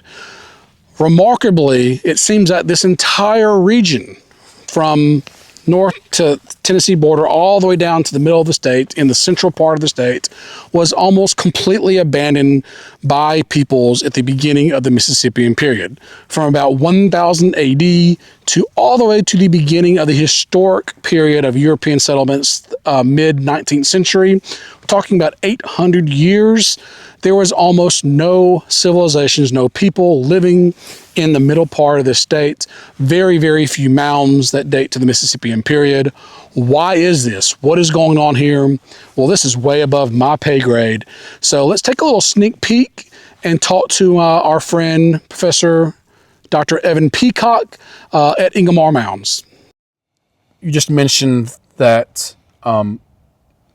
there's no evidence of Mississippian here, right. But that's not unique for this area, because from my understanding is we do have, even going back to the Archaic period, we do have evidence of activity and occupation of sorts in the North Central Hills and woodlands, but it's pretty low compared to the other regions. Yeah, what's really interesting is that so Mississippian begins about 1000 AD. There are various markers. Shell-tempered pottery is an important one. It's been maize agriculture started, so right. You know, their way of life changed very dramatically. At about the time that happened, you see just a tiny bit of it in the North Central Hills, and then it's gone. They abandoned thousands and thousands of square miles of interior Mississippi. It's one of the most dramatic settlement pattern shifts I've ever seen. That is one of the things I read about in your book that I was so fascinated with, was that this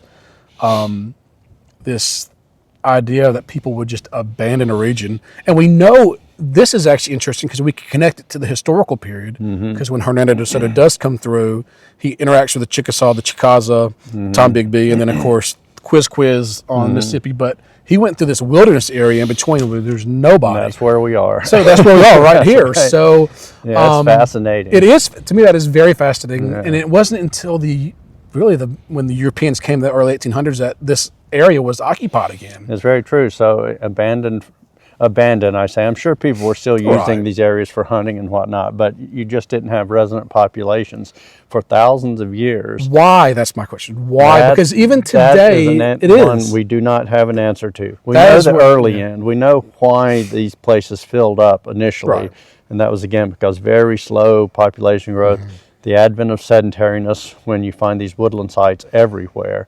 These hills are full of woodland sites. The Flatwoods, the North Central Hills, they've got woodland sites all over the place. Into the woodland period, beginning in the Mississippian period, tiniest hint, and then they're gone. We do not know yet why that's the case. I've thought maybe because we've talked about the drainage, people because of the agriculture, wanted to get close to the rivers. But we have the Coldwater River, we have Tallahatchie River, we have areas that they could have grown. So that in itself doesn't answer why they just abandoned all of North Mississippi, or North Central Mississippi. When you do find any evidence at all, it is in the larger stream bottom. So like even a stream the size of Talabanella Creek, there's you find a little bit. It's just not much relative to the major river valleys. And once you're up into the hills themselves, it's just nothing. And, we had farmers here, right? And we had farmers here from the 1800s on till today. It's certainly not an area, it's not a desert, it's not an area that can't be lived in. So you would think that you could have done that sort of low-level maize agriculture and hunting and gathering and been fine, but they didn't. And that's one that if we find out the answer to, I'll be a happy man. That, to me, that concept of abandoning an entire region for no reason. Well, no, I'm sure they had a reason, but... Well, it just shows you how much we have left to learn and how important Mississippi is, because we call something like that a settlement pattern shift. And that is the single most dramatic settlement pattern shift I've ever seen anywhere in the world. Wow. I studied in England, I've worked in Israel, I've been here and there.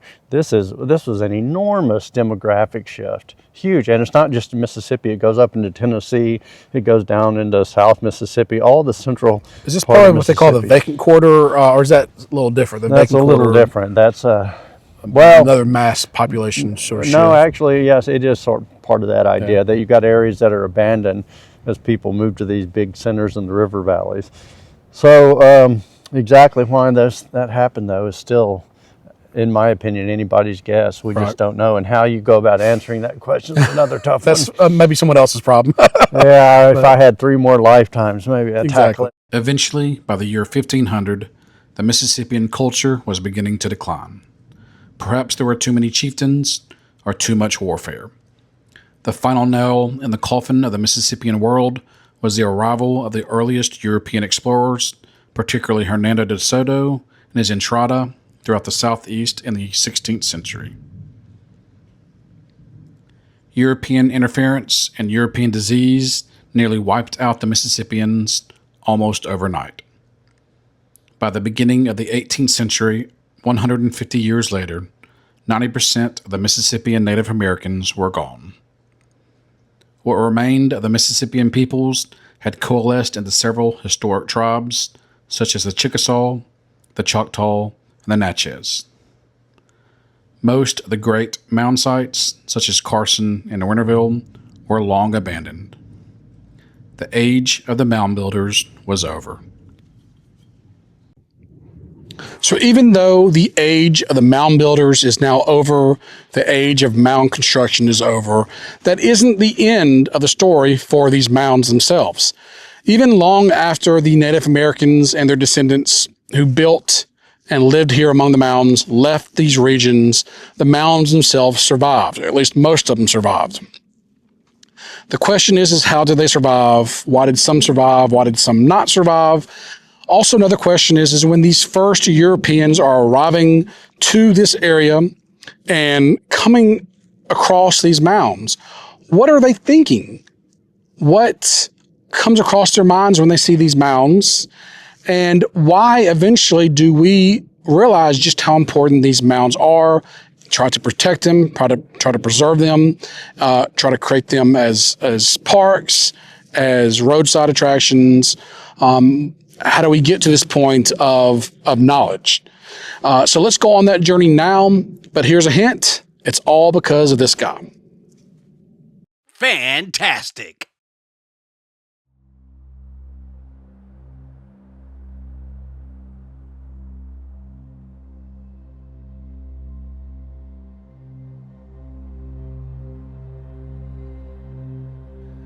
So in a very general sense, we know who these people were who built these mounds. We know that Native Americans built these mounds over many, many generations. They were built, maintained, and used for hundreds or even thousands of years. We know that many of them were used as burial sites for their honored dead. Generations of the same family might have been buried in these mounds. Some mounds were used to support temples, houses, and other structures. We know that these mounds were important and sacred sites to generations of Native Americans. But what happens when two worlds collide? What happens when the very first Europeans arrive in this new world? How are they encountering these mounds and the mound builders themselves? Some of the very first Europeans to arrive in the southeast United States encountered Indian mounds. Spanish conquistador Hernando de Desoto explored the southeast United States from 1539 until his death in 1542. During this time, Desoto encountered many different Native American tribes, many of whom were actively using mounds. In North Mississippi, Desoto first encountered the Chickasaw, the ancestors of the modern Chickasaw. Though the Chickasaw were not mound builders themselves, their territory would have included many ancient mound sites.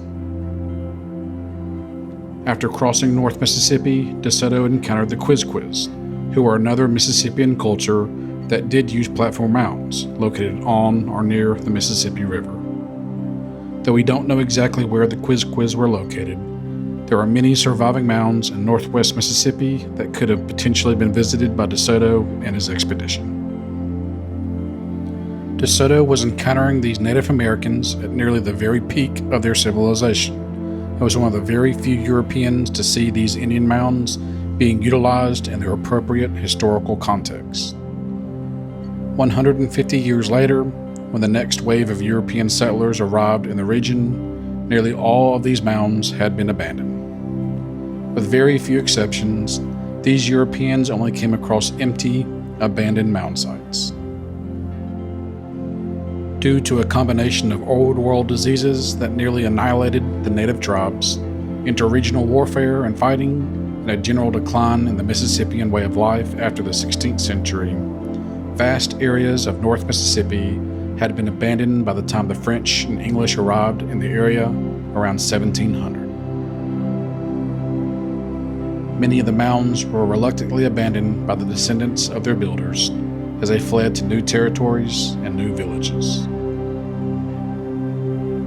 Over the next 500 years, these mounds, once the heart of a vibrant Native American culture and the site of important customs and religious rituals, were left neglected and abandoned. Even later, more historic Native American tribes, the descendants of the mound builders, stopped building and using the mounds. Slowly, these mounds became overgrown, damaged, and forgotten. To the casual observer, many of these mounds would have looked like natural formations, with no hints of their previous importance or functions. This vast, abandoned territory, filled with unused and neglected mound sites, almost certainly influenced how European settlers viewed and studied the remaining mounds as they arrived in these territories. By the middle 1800s, most of the descendants of these mound builders had been removed from their native lands. Europeans, and then later Americans, approached these abandoned mounds with wonder, curiosity, and something else. Now, as the first Europeans and then later the Americans were crossing these lands, coming across these mounds, trying to figure out what they were and who built them, a new, very strange theory arose among them. Now, this theory was fueled by a level of racism, a level of condescending attitude towards Native Americans. These original Europeans and Americans just could not comprehend how these Native Americans, these savages as they would sometimes call them, could ever have created these amazing, magnificent structures all throughout the region. They just couldn't understand it. They refused to understand it. And so a new theory came about, created by these Europeans. And unfortunately, this theory is still around today. It is what we call the vanished race theory. According to this vanished race theory, a race of advanced giants once occupied North America and subjugated the local indigenous population. These giants supposedly built these Indian mounds and then vanished without a trace. Some variations of this theory replace the race of giants with early European explorers, such as the Vikings, or even Incan or Mayans from Central and South America. Even though modern archaeology and genetic research has all but destroyed the idea of some vanished race of mound builders, there are still proponents of the vanished race theory even today. The vanished race theory continued to prevail among historians and even archaeologists who studied these mounds, all the way until the end of the 19th century. Outside of the vanished race theory, we also have other bizarre theories invented by early Europeans. Many thought that these mounds hid treasure, such as gold, silver, and whatnot. There are reports of many mounds being completely destroyed in the search for treasure, including a famous mound located not far from Oxford, Mississippi. We now know that there isn't gold bars or jewels located inside Indian mounds, unless someone else put them there to hide them. Now, eventually, this vanished race theory does begin to die off, especially at the advent of archaeology at the beginning of the 20th century.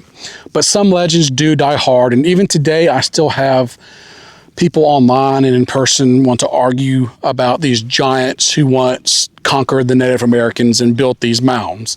Again, some legends die hard. But eventually, we do go from the age of legends to the age of science. How do we get there? How do we get to the point of knowing exactly what these mounds are? Well, it's because of people like this. Fantastic. Yes, thank you, Mr. Archaeologist.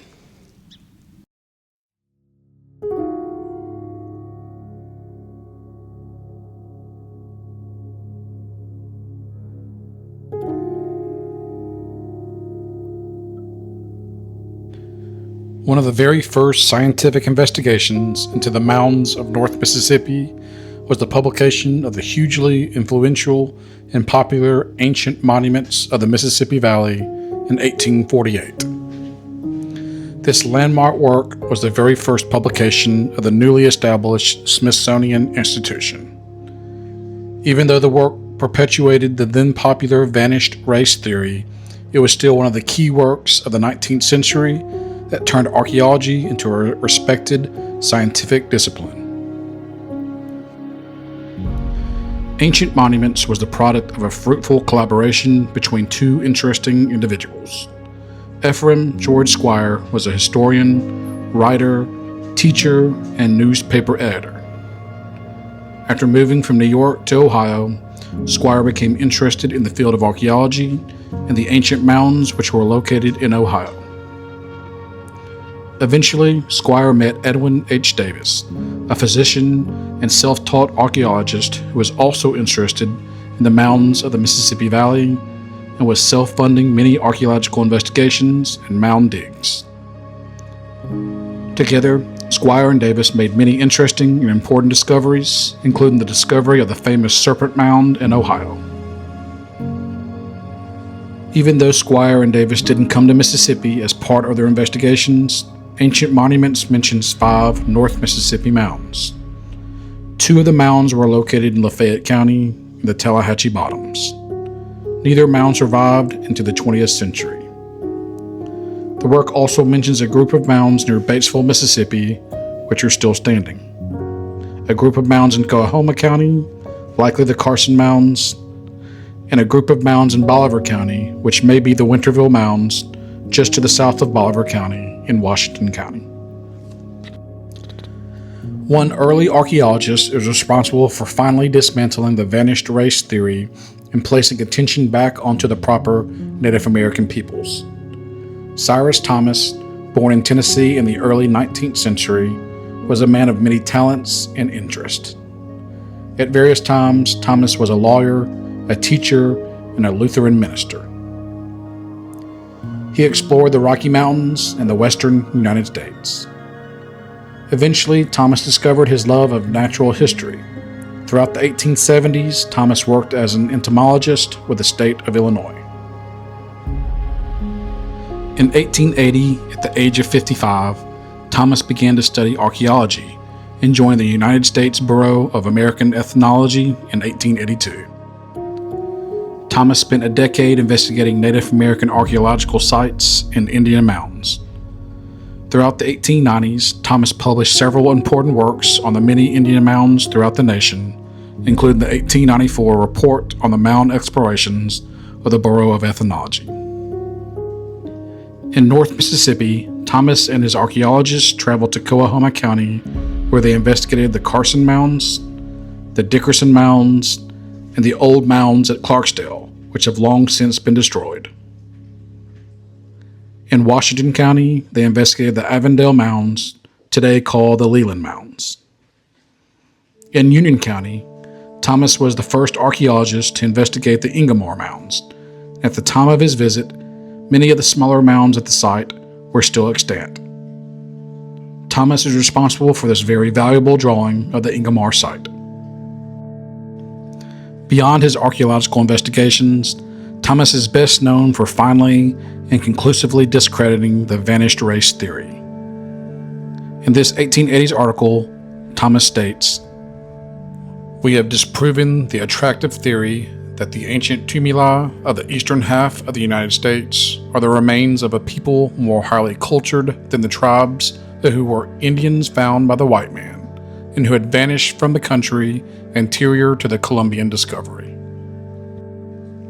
It is difficult to exaggerate the prevalence of this romantic fallacy, or the force with which the hypothetical lost races had taken possession of the imaginations of men.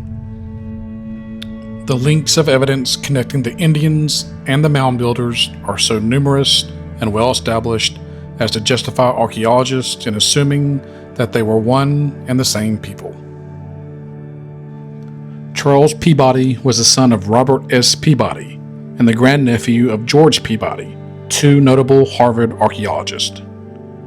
From an early age, Charles was interested in the study of prehistory. After graduating from Harvard University, Peabody spent much of the first 2 decades of the 20th century exploring and investigating reported prehistoric sites and mounds in the Southeast. In 1901, Peabody traveled to Mississippi and conducted excavations at 2 sites in Coahoma County. The Door Mounds, located near Clarksville, which have subsequently been lost, and the Edwards Plantation Mounds, better known today as the Oliver site. Peabody's work at Oliver was particularly noteworthy, as this is one of the most important prehistoric sites in the Yazoo Basin, and Peabody was exploring the site while most of the many mounds were still standing. It seems that Peabody visited Mississippi at least once more in 1918, when Calvin Brown encountered Peabody at a dig at the Alligator Mounds in Bolivar County. Clarence Bloomfield Moore was born into wealth and spent much of his young adult life traveling and exploring the world. After his father's death, Moore returned home and took over his family's paper company. After amassing great wealth, Moore quit his family business and turned to his true love, archaeology. For several years in the early 20th century, Moore and his crew would travel the various waterways of the Southeast on his famous steamboat, the Gopher, stopping at prehistoric sites and conducting excavations and investigations at many of them. In 1908, Moore explored the Yazoo River, stopping at various sites, including the Roebuck Mounds, the Lesterway Walnut Mound, and the Bloom Mounds, which are better known as the Winterville Mounds today. Moore was one of the first archaeologists to really investigate this amazing site. In 1911, Moore returned to Mississippi, this time traveling up the Mississippi River.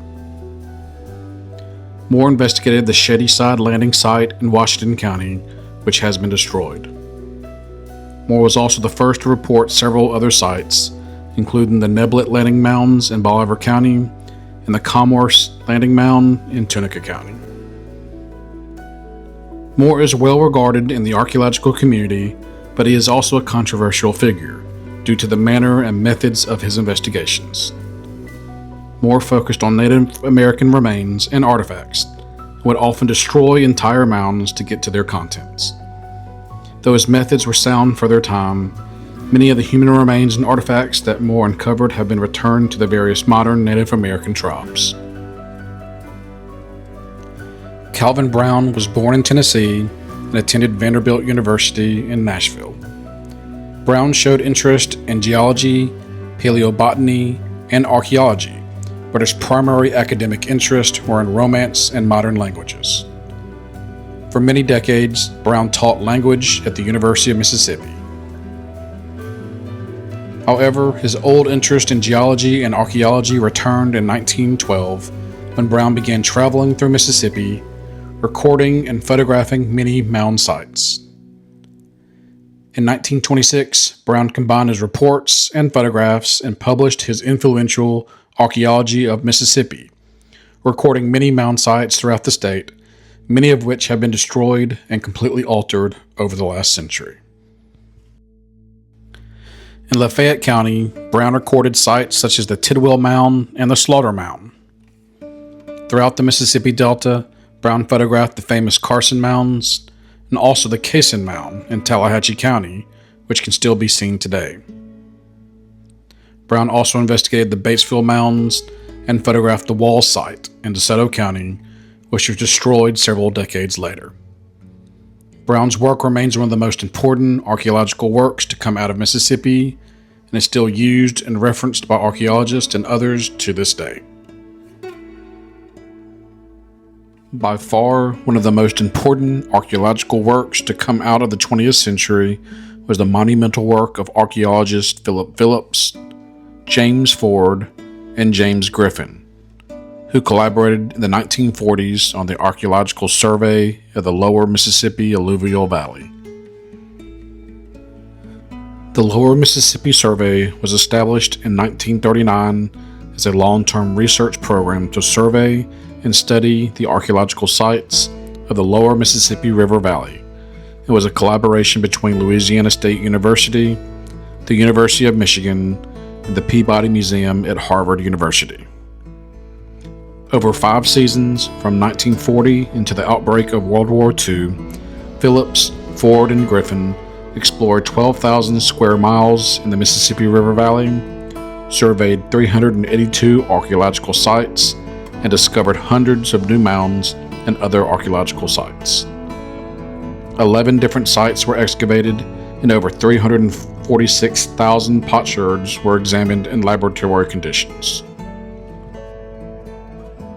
The result of nearly a decade of work was the 1951 publication of the Archaeological Survey of the Lower Mississippi Alluvial Valley, which was a landmark publication that defined the standard for archaeological research in the entire region and remains one of the most important archaeological works for archaeologists, historians, and other researchers. Archaeologist Philip Phillips was the director and lead investigator during the survey. He studied at Harvard University. In 1937, he became the curator of the Peabody Museum of Archaeology at Harvard University. Phillips became an expert in the Mississippian culture of the Mississippi River Valley, and after collaborating with Griffin and Ford, Phillips published a sequel of sorts to the original survey in 1970. Both his 1951 and 1970 works remain standard works of 20th century archaeology. Phillips died in 1994. James Griffin was an archaeologist who studied at the University of Chicago and later taught at the University of Michigan. During the Lower Mississippi Valley Survey Project, Griffin was largely responsible for conducting the hundreds of site surveys throughout the region, while his colleague Phillips conducted specific excavations at various sites. Griffin would go on to found the Southeastern Archaeological Conference and would be a regular participant at various conferences and professional archaeological meetings throughout the 1960s, 70s, and 80s. Griffin died in 1997. For our purposes, James Ford might be the most interesting of the 3 archaeologists associated with the Lower Mississippi Valley Survey. Ford was a native Mississippian and was born in Water Valley in North Mississippi, not far from many of the prehistoric sites Phillips, Ford, and Griffin surveyed and investigated. Ford began his career with the Georgia State Park System. During the Great Depression, Ford worked for the Work Projects Administration as an archaeologist. Besides his work with Phillips and Griffin on the Lower Mississippi Valley Survey during the 1940s, Ford is probably best known for his large-scale excavation of the Poverty Point site in Louisiana. Now, Ford was also important because he was also an expert in the field of ceramic seriation.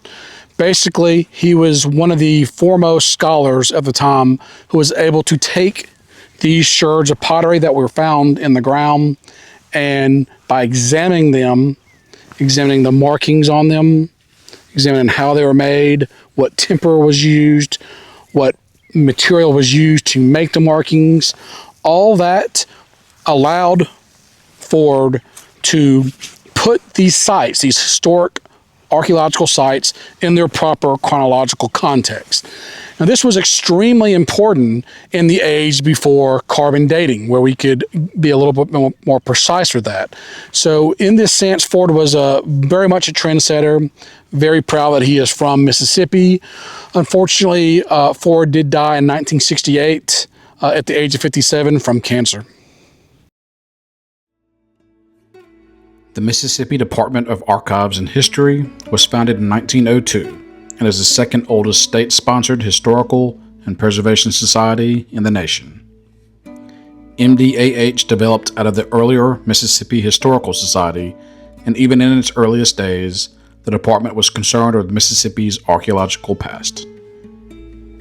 Noted historian Franklin Riley compiled a list of all known Native American mound sites in 1902, which was largely based on the earlier works of Squire, Davis, and Thomas. MDAH's first director was Dunbar Rowland, a lawyer and amateur historian who would help establish the archives and serve as director until his death in 1937.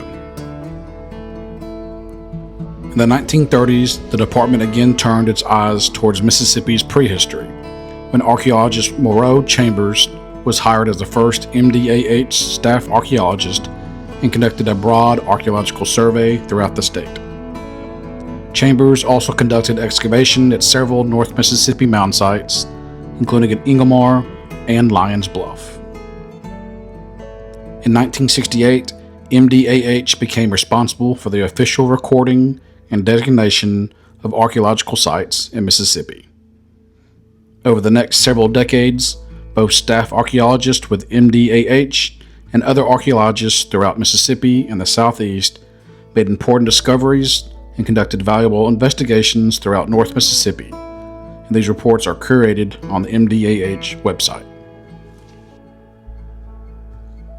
As we've seen, archaeology is the bridge that covers the gap from the prehistoric period to the murky days of the early historic period to the dark ages of the lost race theory, and finally getting us to the age of science and truthful understandings of what these mounds are and who really built them.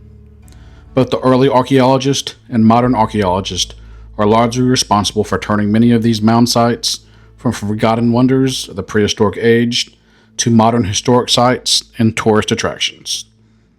So thank you again, Mr. Archaeologist. Fantastic.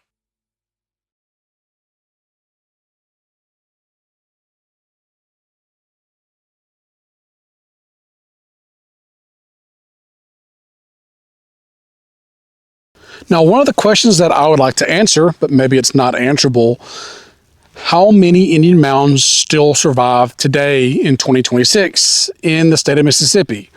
It's a hard question to answer. Even some archaeologists maybe don't necessarily know exactly how many mounds survive. Contrary to popular opinion or popular knowledge, archaeologists generally don't go roaming around Mississippi or other states looking for Indian mounds. Usually they have razor focused on certain projects, certain investigations. They don't really have time to do these sort of surveys, although some do. So the question is how many mounds are there or have there been? I've seen numbers ranging anywhere from as high as 5,000, which I believe maybe at one time there were as many 5,000 mounds in Mississippi. Certainly there are not that many today, anywhere near that many.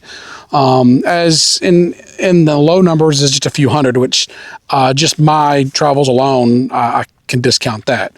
So somewhere in between, I've seen the number 1,100 mentioned in a lot of official documentations. I'm not really sure if that means there's 1,100 mounds surviving today or 1,100 mounds that have been investigated and recorded by archaeologists. I'm not really sure. I think maybe if you include every single individual mound, even mound sites that have multiple mounds, yes, you probably could get past 1,000, maybe to 1,100. So that number sounds right to me, and maybe that's the number we'll go with. I haven't found that many mounds yet, but I've also only looked at the northern part of the state, so I'm sure there are more mounds to find. Now, originally, that's where I was going to end this video. We had gone through the entire sequence of prehistoric history. We looked at lots of mounds in the regions of North Mississippi. I did my job. It was over, right? Not really. As I started investigating this situation more, I realized there were a lot of surviving mounds. I was reading archaeological reports. I was looking at mound sites on old maps, finding mound sites in old documents stored in archives and museums and all that. And I realized that I had to go one step beyond. I really needed to find as many, if not all, of the surviving mounds, at least in the north part of Mississippi. I thought maybe because, as we've seen, many of these mounds don't last forever. Sometimes they can be destroyed by farmers. They can be destroyed in agricultural process. They can be destroyed by municipalities. They can be destroyed by looters.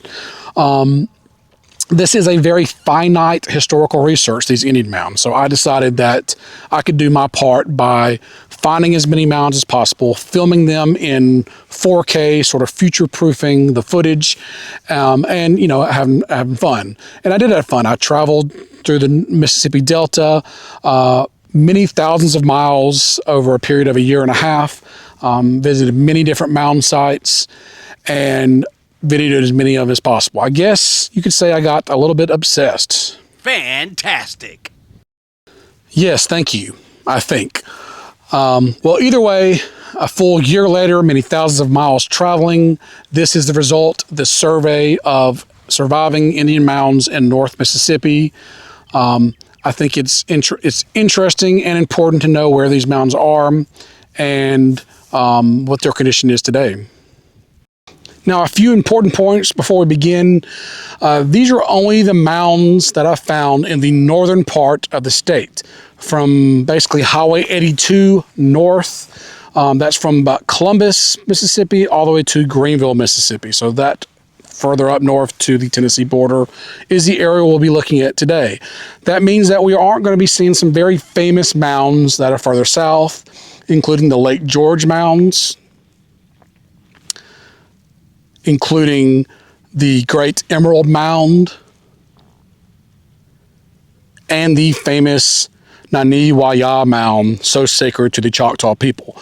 But don't worry, all these are places we will be eventually visiting in future videos. Now, I will not be including exact directions or the exact locations of these mounds. That is standard practice among archaeologists, even wannabe archaeologists like myself. I don't want to encourage looting. I don't want to encourage desecration of these important sites. I will say, though, that many of the mounds, most famous mounds that are open to the public, are easily found online. I also want to say that I am not claiming to have found every mound in Mississippi and North Mississippi. I don't think that's even possible, but I have found, I think, most of the major mounds, certainly the mounds that are on the Mound Trail, most of the mounds on the National Historic Register, and any mound that's open to the public. All those, of course, will be included, and plus a lot more. So with all that being said, let's look at the survey of the mounds of North Mississippi.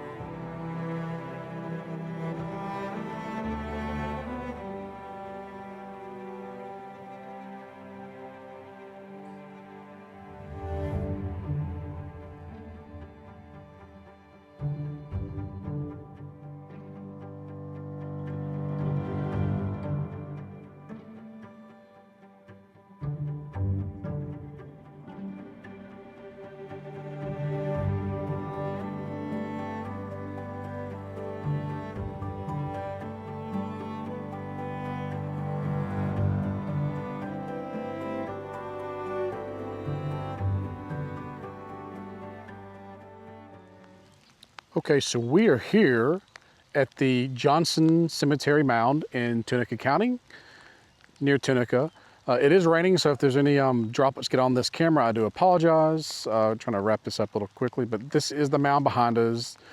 First looked at by Calvin Brown in 1926, and then later by Phillips Ford Griffin, again, for that famous archaeological survey of the Mississippi River Valley in the 1940s. And then, of course, later on by Mississippi Department of Archives History. Found this site, located the site, investigated it. It is a typical late Mississippian mound, maybe 1400 to 1600. We think that possibly it was only used for a short amount of time, probably towards the end of that period. Maybe kind of 1500 to 1600, very close to the time when Hernando Desoto came through this region. Now, there's no evidence that Hernando Desoto did come here to this site, but this would be the general area that he would have come to.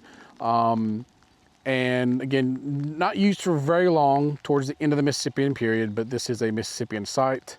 It does have a cool cemetery at the top. It's an African-American cemetery at the top. That's not uncommon at all on these Mississippi mounds, having cemeteries, modern cemeteries built on top of these ancient mounds. So really not uncommon at all, but this is the Johnson Cemetery Mound in Tunica County. I'm going to get back in the car before it really starts storming.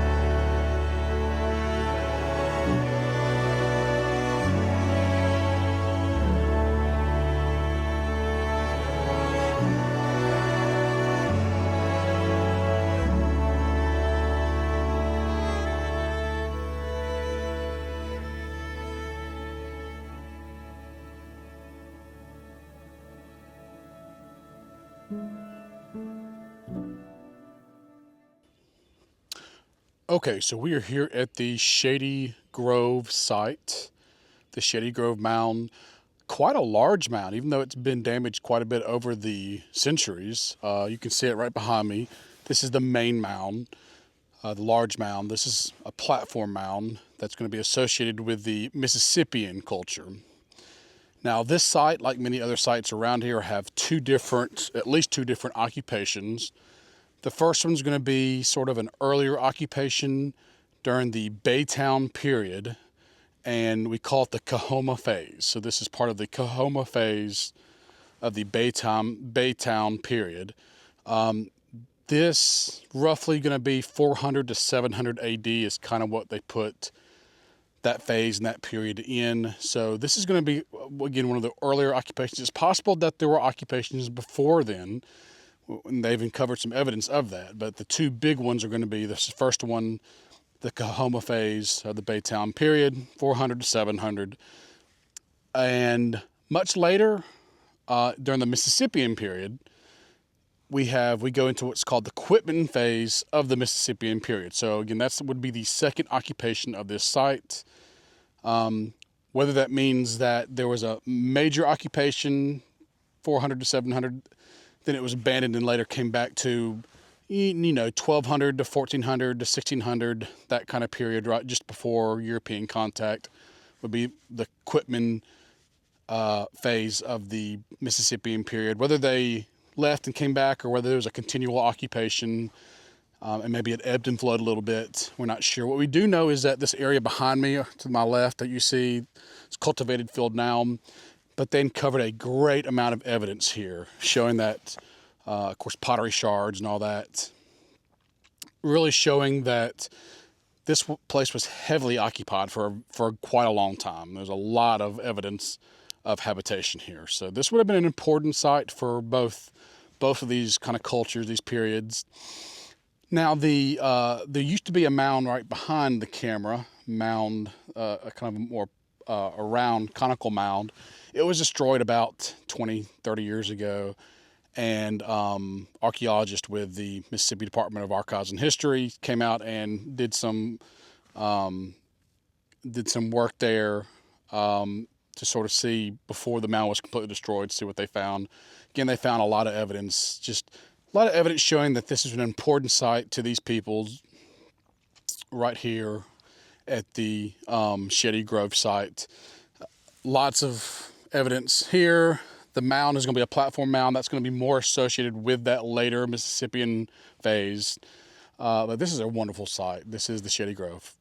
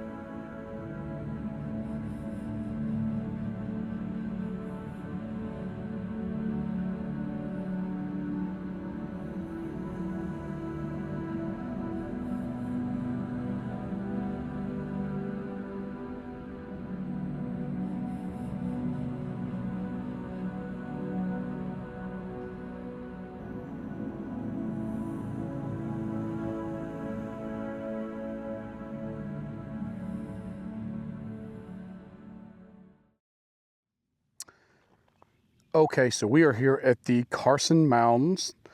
Now, this site is arguably one of the most important archaeological sites in all of Mississippi, maybe even the Southeast. This was an extremely important ceremonial center for the Mississippian peoples. This is a firm Mississippian site. The very earliest evidence we have of occupation here is right about 1000 AD, which is right at the beginning of the Mississippian period. The mounds here are dated to between 1200 to 1400, and the major occupation here was about 1400 to 1600. So all levels of the Mississippian period are represented here at the Carson Mounds. This site, and you'll see in the drone aerial footage, is a mile long. It once had 9 major mounds and like hundreds of, or 90 to hundreds of smaller mounds. So this was an extremely important site for whatever reason. Certainly a ceremonial, these are ceremonial mounds. We also have a platform mound. So we have a really important site, maybe one of the most important sites in Mississippi, certainly for the Mississippian period. Behind me is Mound B, where the sign is right now, the Mississippi Mound Trail sign is. Behind me, or in front of me, I guess, behind you, is Mound A, the largest mound. Mound A, at one point had a house on top of it. There are ruins of the house, which you'll see again in the video. Ruins of the house on top of that. Now, much further down are the rest of the modern, or the surviving mounds. There's kind of 3 mounds sort of in between these two. And then the very back is my favorite mound, the most dramatic, especially as you're coming down this road to the mounds. It's Mound E. Mound E has an historic cemetery on top of it, which is, again, we've seen over and over again in this video, or we will be seeing. And so that's very common, but just that amazing Mound E with the cemetery is my favorite. Further down here, but all together, this is the Carson site. Another reason this is such an important site is up until very recently, and even some people still do hold it as the most likely area, or the most likely site for the villages of the Quiz. Now, the Quiz were the villages of the native people encountered by Hernando Desoto and his men as they crossed the state of Mississippi to the Mississippi River in about 1541. And they came across this village right on the Mississippi River called the Quiz. It was actually not one village. It was 2 or 3 villages, 2 or 3 sites, mounds in a row. And that really does sound like Carson Mounds, especially when you look at it from up top. Mound after mound after mound stretching for a mile. Mississippi River is just that way. So very strong association with Hernando Desoto, strong likelihood. Most modern scholars do sort of put this further up north to the Walls area and those mounds, which we'll be talking about in a separate video. So, you know, it's hard to tell exactly. There's certainly no hard evidence that Hernando Desoto or his men ever came here. It's just based on the descriptions of the mounds and how important the site was. Very, very important, obviously, with this many mounds. We've been a very large population center. That's kind of why we connected. But either way, this is the Carson Mounds. Extremely important, awesome little place. It is on the Mississippi Mound Trail, and the sign is still here. So I strongly recommend you visit, stop by sometime in Coahoma County.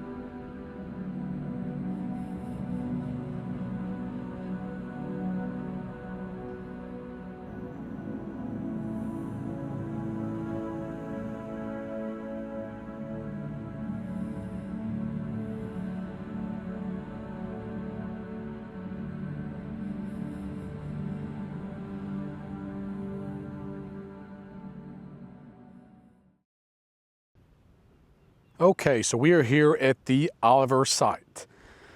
It doesn't look like much these days, but believe it or not, this is arguably one of the most important sites in this region.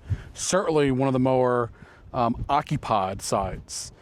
Based on about 100 years of archaeological investigations here at this site, we have learned of the existence of at least, at one point, 30 mounds right here.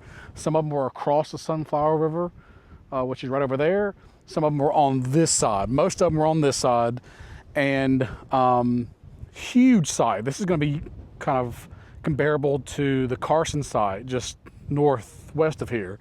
So just a big, large site, lots of mounds, and lots of occupation.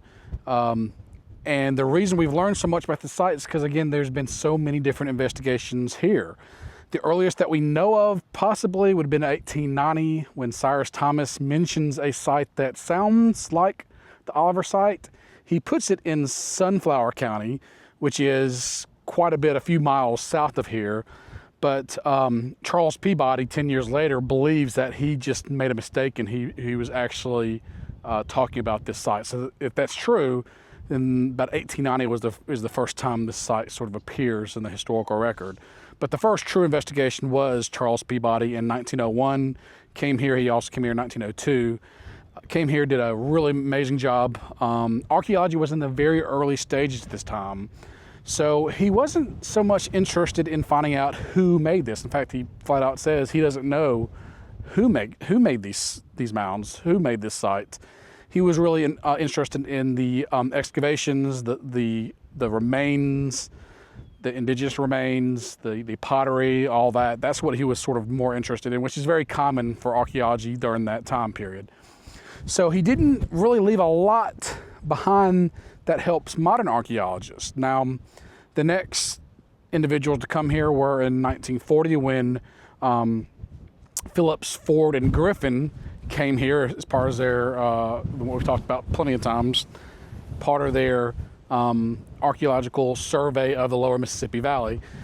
They came here and not only observed it, but also did an excavation here as well. And they learned a lot here. And then finally, well, not really finally, but the next would be John Belmont, who is an archaeologist in the early 1960s, who basically took all of the information from the Peabody excavations and tried to put a modern filter on that. He was trying to look at it as a modern archaeologist. At that point, we have now time periods, we have phases, we have cultures in this region. So he was trying to get all that information that came from the Oliver site here and kind of put it in a more of a modern context. He did a really great job. Belmont's investigations, or his evaluation of Peabody's investigations, and the Phillips, Ford, and Griffith investigation all combined to really give us a really good look at this site. The Oliver site, with all of its 30 mounds, which over time many have been lost, we'll talk about in a second. But both of them, Phillips, Ford, and Griffith, and Belmont, combined to really come up with an idea of when people lived here. There was at least two major occupations. The first was in what we call the Baytown period, talking about mid to late woodland period, 500 to 700 AD, was a big occupation here at the Oliver site. And then jumping forward several hundred years to the Mississippian period, there was another occupation here, a large occupation here that lasted quite a ways, however you say that, but lasted all the way up to, believe it or not, all the way up to about 1700, which is very late in the prehistoric period.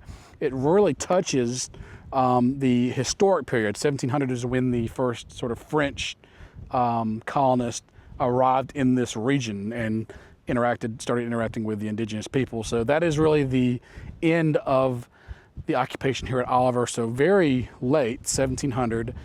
And strangely enough, there's a very small window between the last occupation in 1700 and that first investigation, that true investigation in 1901. We're only talking 200 years, which sounds like a long time, surely. But archaeologically, we're talking thousands of years at a time. that's really amazing. And that is one of the reasons so much came from this site, was because the first settlers did not arrive in this area of the Delta into about 1870 to 1880.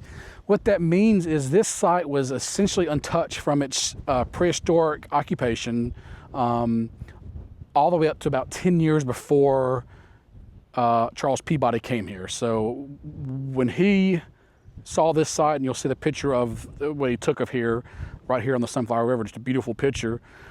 He was looking at it with fresh eyes, but looking at a site that was basically untouched, and that's why he's counted all these 19 mounds and all that. Now, the big mound here was called the Edwards Mound. It was a huge platform mound, so obviously built in that Mississippian occupation. It would have been right over here, right here. It would have been at one point 30 feet tall, so a huge mound. It is amazing that nothing survives here of that mound. All of the mounds are gone except for one. That's the one behind us. That is what we call the cemetery mound. It's very small, and it only survives because of that cemetery on top of it. Makes it much harder to tear down mounds when there are historic burials on top. It requires a lot of different, rules and regulations and all that. So that is the only mound that survives here at the Oliver site. All the rest, including that big Edwards Mound, was destroyed. The Edwards Mound was here for a very long time, up until the 1990s, when the next major investigator here, that was John Conaway with the Mississippi Department of Archives and History. John Conaway came here and did a big investigation in the 1970s, and then 20 years later, in the early 1990s, he did what we unfortunately call a salvage operation. That means that the landowners decided they were going to destroy the Edwards Mound, that big, tall platform mound, and they had just enough notice that they could come here and do what they call salvage operations, which is get as much information before that mound is destroyed. And of course, the mound was destroyed. There's nothing here. All that's left is a cemetery. So really, 1990 is the last time an investigation was done here. There's no reason since then, because the site is essentially barren. It's destroyed. It is completely cultivated. Just amazing amount of pottery sherds all over the place. We'll leave them here, but constantly being brought to the surface due to the constant cultivation of this area. So hopefully this mound will survive because it is historic cemetery, but that is the last remnant of what would have one time been a amazing, mighty, massive occupation right here in the Mississippi Delta. This is the Oliver site.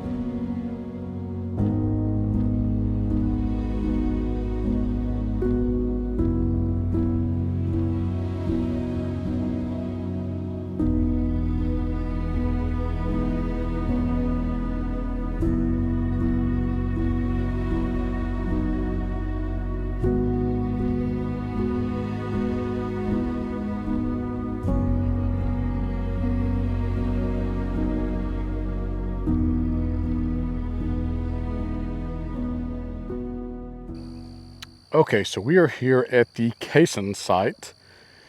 This is in Tallahatchie County, kind of at the very southern tip, that little tail of Tallahatchie County. That's where this site is located. Really cool site. It is located just on the southern banks of the Tallahatchie River. And on either side of the east and west side, there's sort of a bayou that runs. So this site is really well, I want to say, secured or protected. Obviously, just at first glance would have made a great village site in the prehistoric times. And that's exactly what this is. The Cason site is called a prehistoric village. So there's a lot of evidence of habitation here at this site. And in addition, there were several smaller mounds, which are now gone, unfortunately, and one large platform mound. And you can see that behind me, really well preserved, to be honest. Really long, and you can just barely see the Tallahatchie River behind it. You'll see it much better in the drone shots, but really interesting site. I'm surprised that it's as well preserved as it is. This is one of those sites that I missed the first few times I was in the Delta looking for mounds, and it wasn't until I was able to look at LiDAR, the LiDAR technology, that really this came into view. And I am going to show the LiDAR now just so you can see just how massive this mound is, this platform mound. I'm also going to show you a picture of what this site looks like in January. So when all the vegetation's pretty much gone, again, you're seeing that now, get a good example of just how long and big this platform mound is. Really cool site. Now, first reported by Calvin Brown in 1926. He came here and took a picture of the mound, which was obviously in better shape then, but it more or less looks roughly the same. It's still that kind of a long rectangular shape that he showed. So he was here 1926, so 99 years ago he was here investigating. That's the first time this site comes to our attention. Later in the 1940s, during the Phillips, Ford, and Griffin survey of the Mississippi Delta alluvial plain, they came here again and again described this as a large village site, small mounds, and platform mound.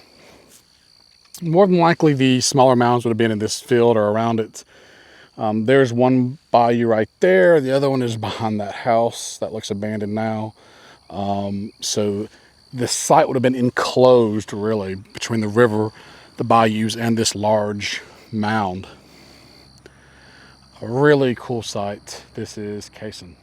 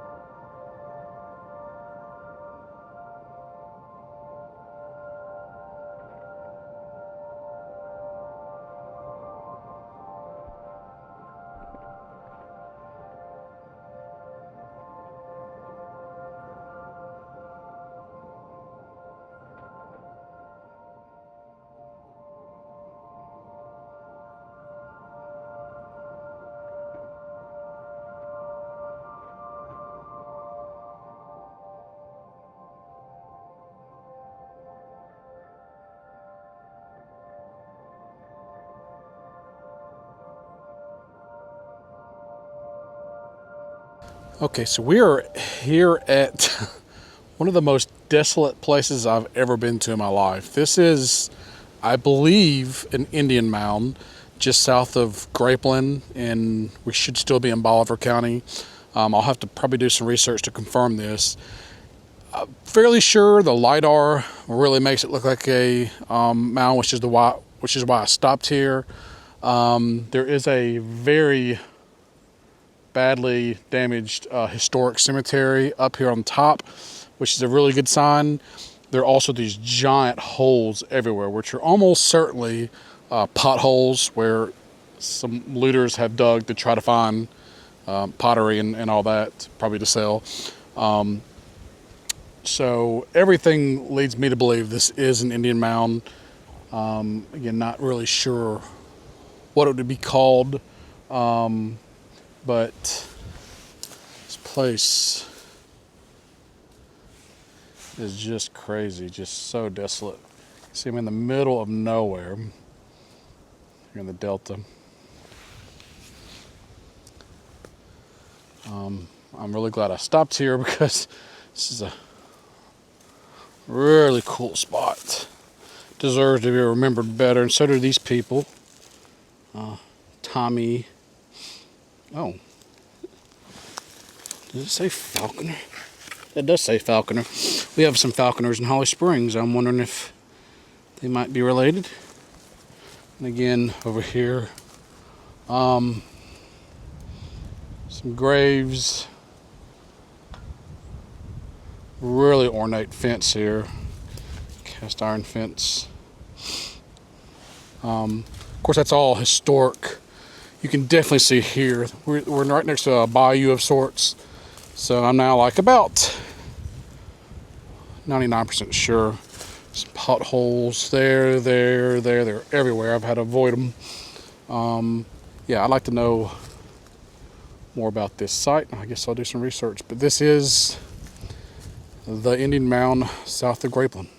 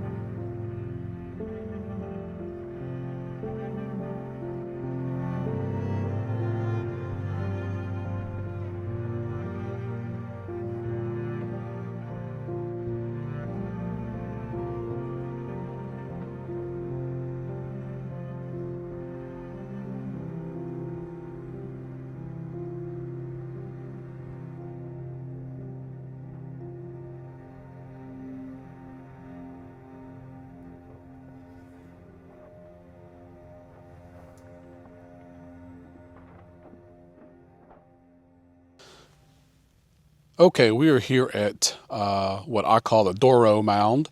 It probably does have a real name, that might be the real name, and a number with the Mississippi Department Archives and History. I'm not privy to that information. I kind of found this site sort of independently of all that, and came out here. Now, the reason we're out here is it's a really interesting little location. And prehistorically, at least, this is kind of a small mound. Again, I don't have access to much of the official information, but it looks to be, it kind of looks like a flat top. Looks like almost a small platform mound.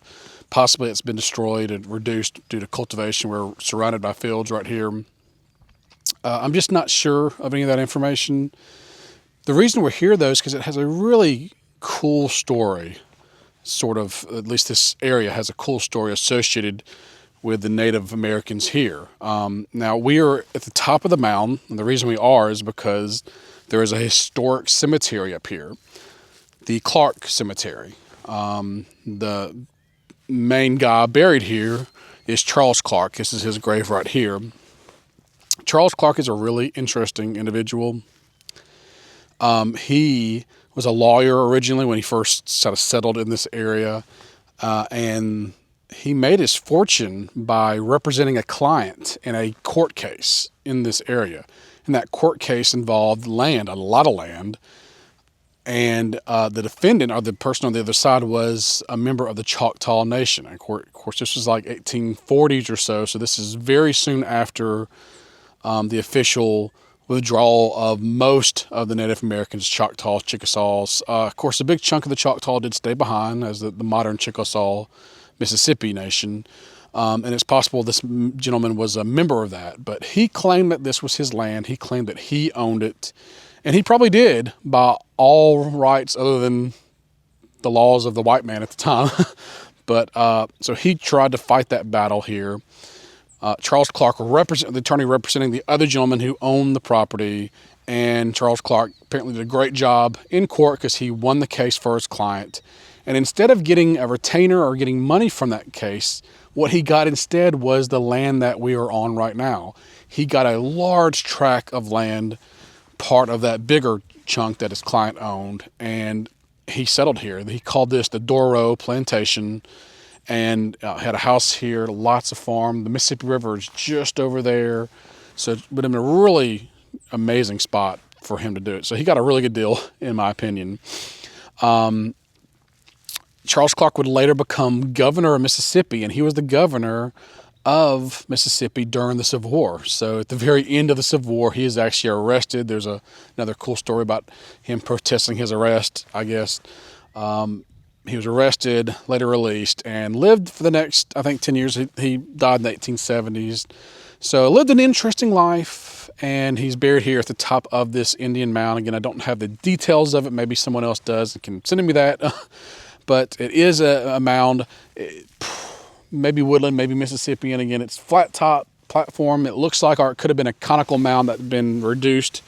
It's hard to tell without getting more information. But all these stories, all these legends, all come from that one court case against this Choctaw man. I'd love to know more about him. Maybe I need to do some legal research that I haven't done in a while, and learning more about that case, about him. But it's possible that his ancestors built this spot, this mound, and some of them could be still around here in some form or another. But this is what I call the Doro Mound.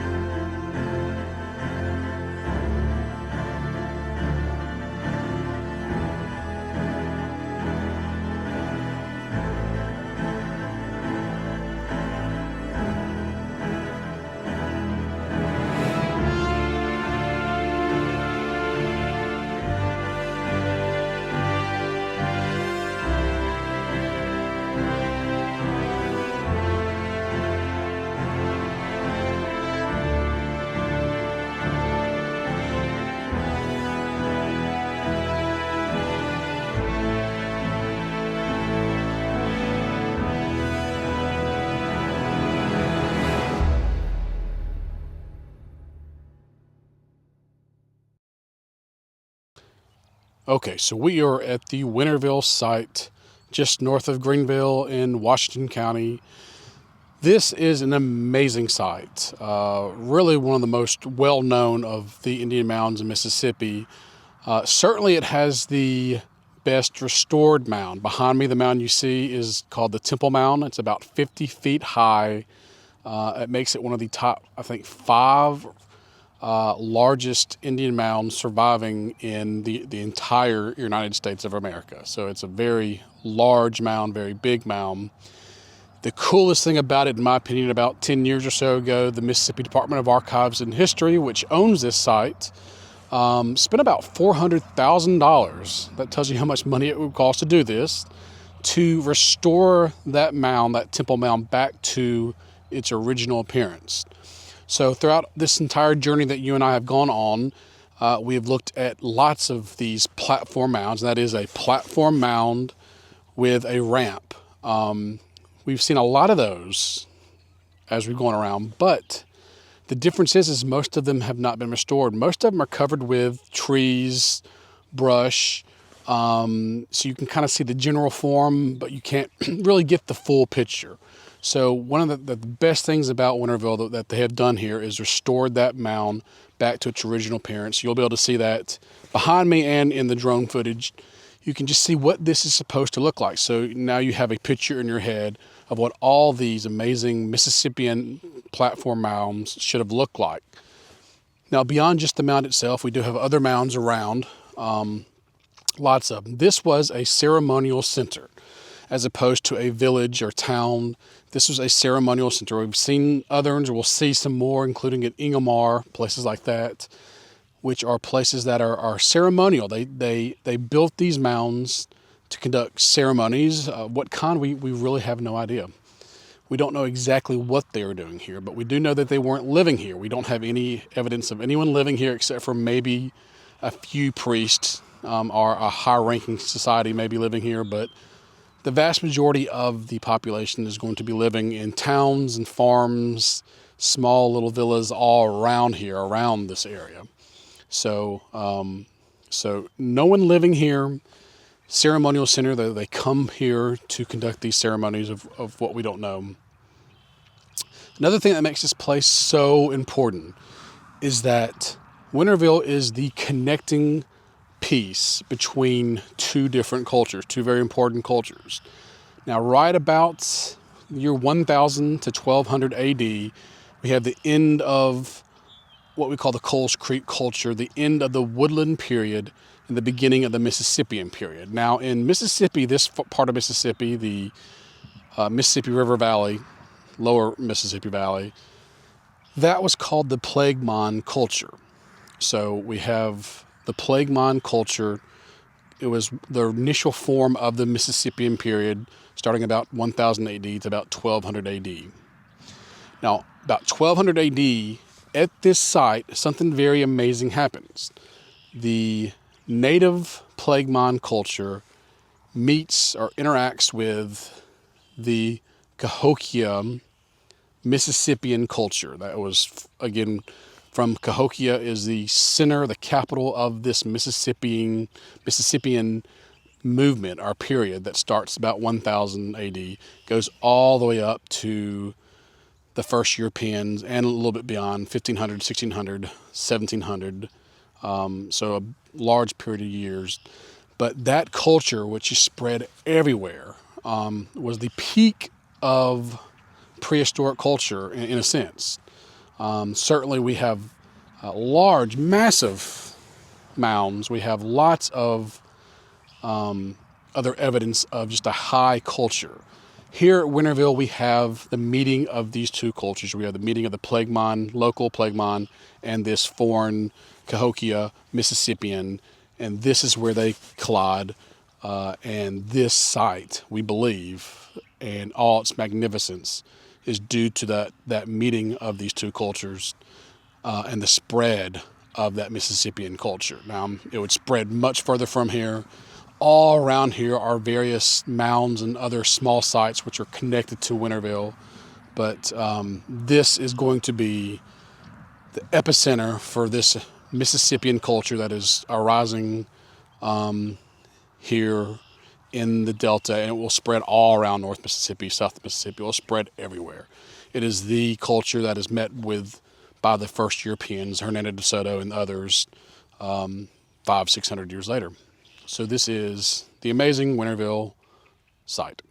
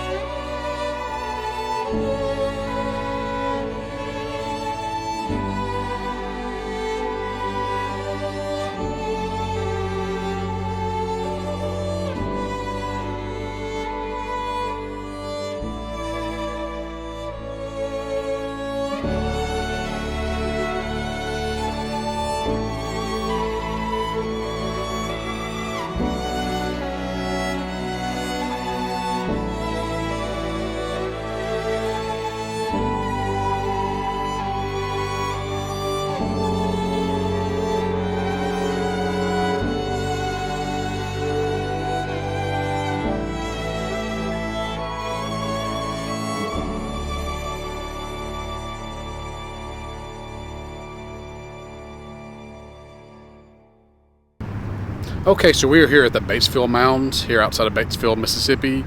These mounds, Indian mounds, are unusual, interesting for a few different reasons. First of all, we're located in what we call the Mississippi Bluff Hills area, region of Mississippi. Not a lot of these Indian mounds here in this region, so of course that's unusual a little bit.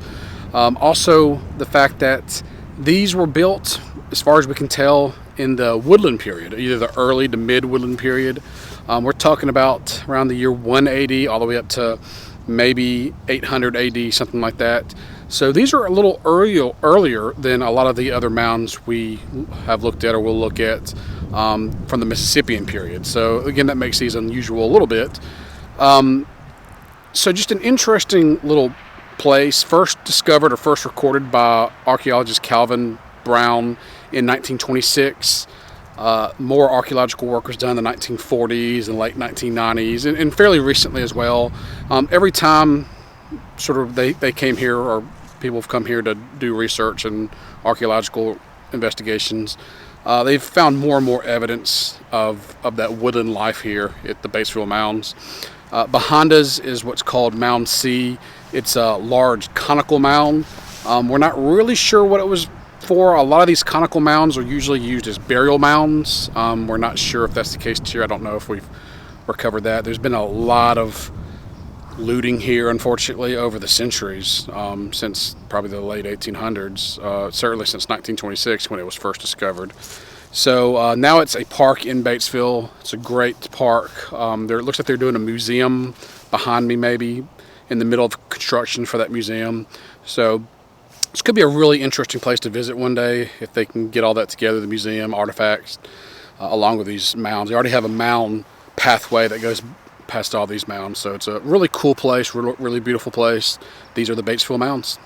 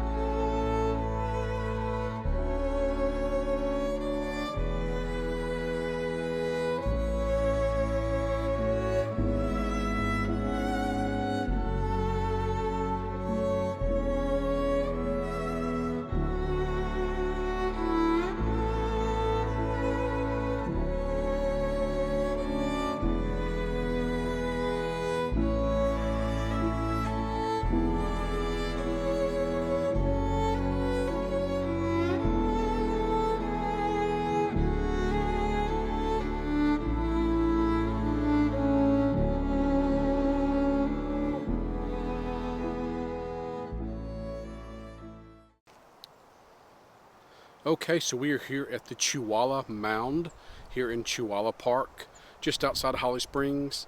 It is 20 degrees outside. It's snowing. The things I do for this channel, but I'm glad to be here. It's, even with this weather, it's great. It's one of my favorite places ever. Again, it's just outside Holly Springs, so just in my backyard. I come here as often as I can, and again, beautiful place. But the mound behind us is the Tchula Mound, and there is a lot of legends and I want to say just falsehoods about this mound that we need to try to clear up. Again, this is in Tchula Park. The lake is right behind me. That's the lake. Get this back where it was. So, beautiful location overlooking the Tchula Lake. The legends of this mound are many. The first one is that this is not a real mound. Now, this is something that comes up a lot in the study of Indian mounds. A lot of people think, for whatever reason, that these mounds are artificial and built by, I guess, modern people to imitate the older mounds. So the first one is that this is an imitation mound, and the real mound is actually in the lake over there, which is possible, but all of my research shows, and I'm going to try to look into this a little bit more and see if we can find out. All of my research basically says that this is the original mound. It is a woodland era mound, so we're talking about like 800 BC to just after maybe 100 AD, somewhere in that early woodland, middle woodland area is when this mound was built. Now, the mound was extremely damaged over the years, and it is true, this might be where the legend comes from, it is true that the Forest Service that owns Tchula, that we are in the Holly Springs National Forest, so this is one of their locations. The Forest Service back in the 1930s, 1940s apparently rebuilt the mound, put more on top of it, make it look more of an Indian mound. So that's probably where this idea of this is just a fake sort of mound comes from. Back in the 1990s, the archaeologist with the Forest Service did do a kind of a miniature investigation here, a miniature dig, did some probing, and found out that there is original fill to the mound. So what was originally built here by the original Native American woodland people is still there, which means that this is almost certainly is the original mound with a lot of modern dirt on top of it. But if we had to, if archaeologists needed to or wanted to or had to, they could dig down and with the pits and tools and all that, finding out the original material. As far as I know, that's never been done. This is also, as far as I know, and I do go around looking for a lot of these sites, this is, as far as I know, one of the only surviving mounds in this region of the hill country. We're talking Marshall County, Benton County, Tippah County. There are some in Lafayette County that I know of, but in this kind of the upland area of the hill country, there probably are quite a few more surviving, but they're either on private property and no one knows about them, or maybe archaeologists know about them and they've just not released them to the general public. But I have not been able to find in my research hardly any more of these mounds up here. Something we'll have to talk about a little later, why there are so few mounds, maybe so few population in this specific area. Again, Marshall, Benton, Tippah, right there at the top of Mississippi, right there in the middle of the hill country. And something we'll be looking into probably a little later. But this is the Tchula Mound, just outside Holly Springs. Snowy weather, beautiful weather. I'm glad I'm here.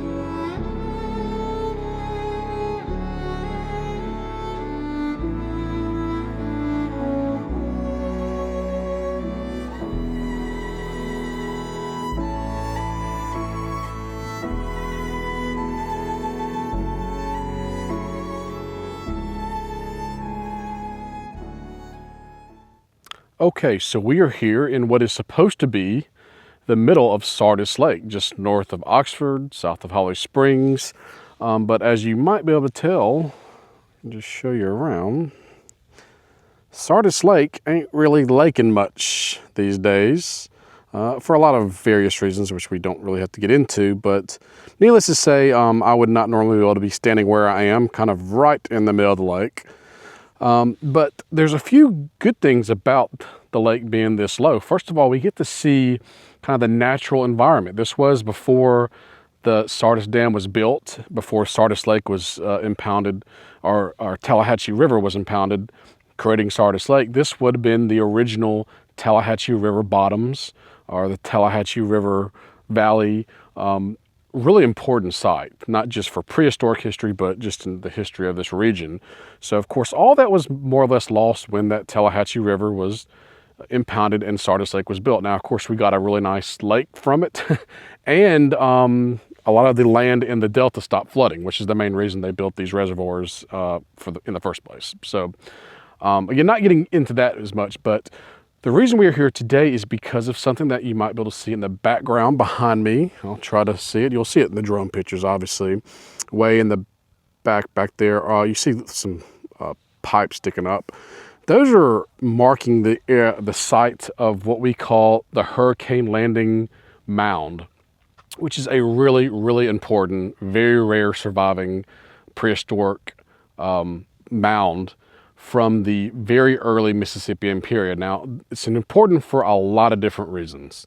The main reason is going to be because, as we probably discussed a little bit earlier, this area, the north central hills, or the hill country, has very little evidence of Mississippian culture. The Mississippian period, of course, being from about 1000 to 1500, 1600, right before European contact. As far as we're aware, as far as we can tell from the evidence, is that most of the people in this region either fled or just vanished around about 1000 AD.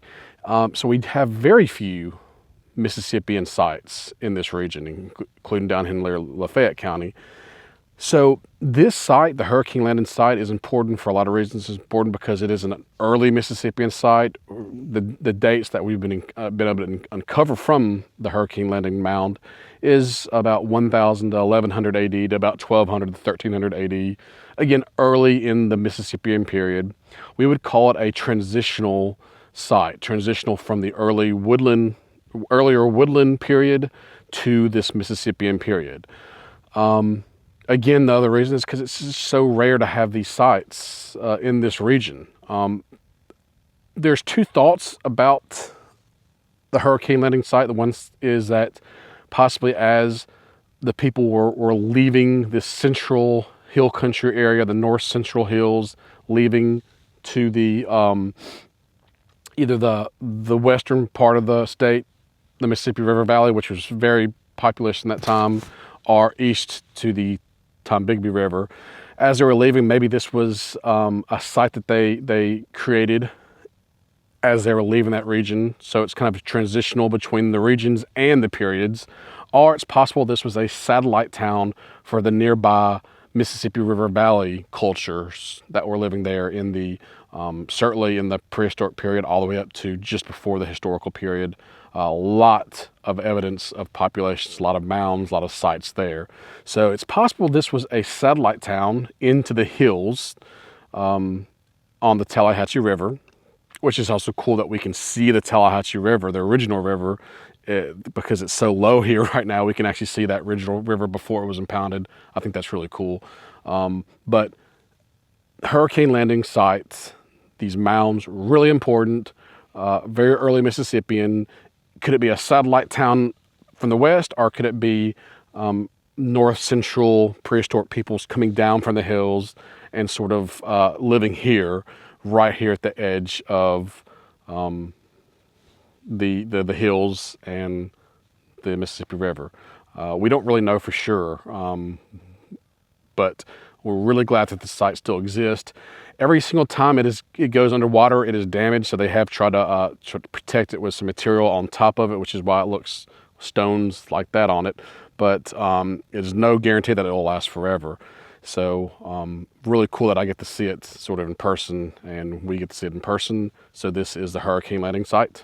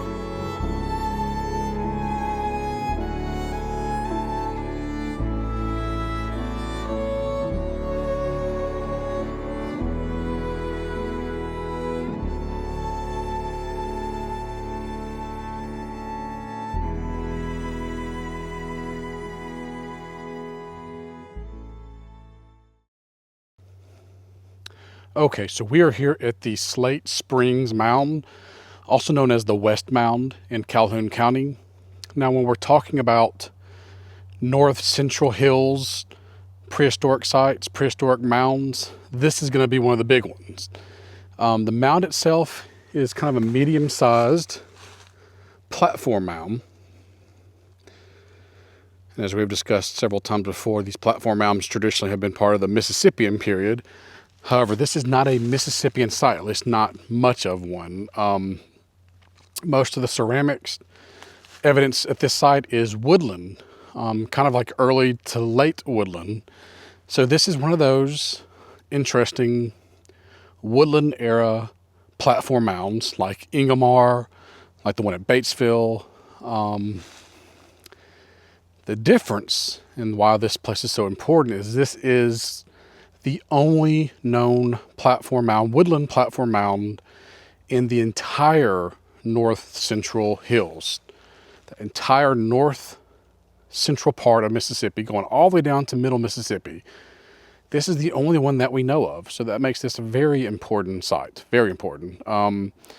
There's not many mounds in general in the north central hills, but platform mounds, this is the only one that we know of. First discovered by William Hague with the state of Mississippi in the 1950s, and then in the 1990s, some other archaeologists with Mississippi Department of Archives and History came out and did some investigations. We've done some digs out here as well, so we know a good amount of it, thankfully. But Slate Springs woodland period platform mound, you can clearly see how flat it is on the top of that. Just a really cool site. Maybe walk up here.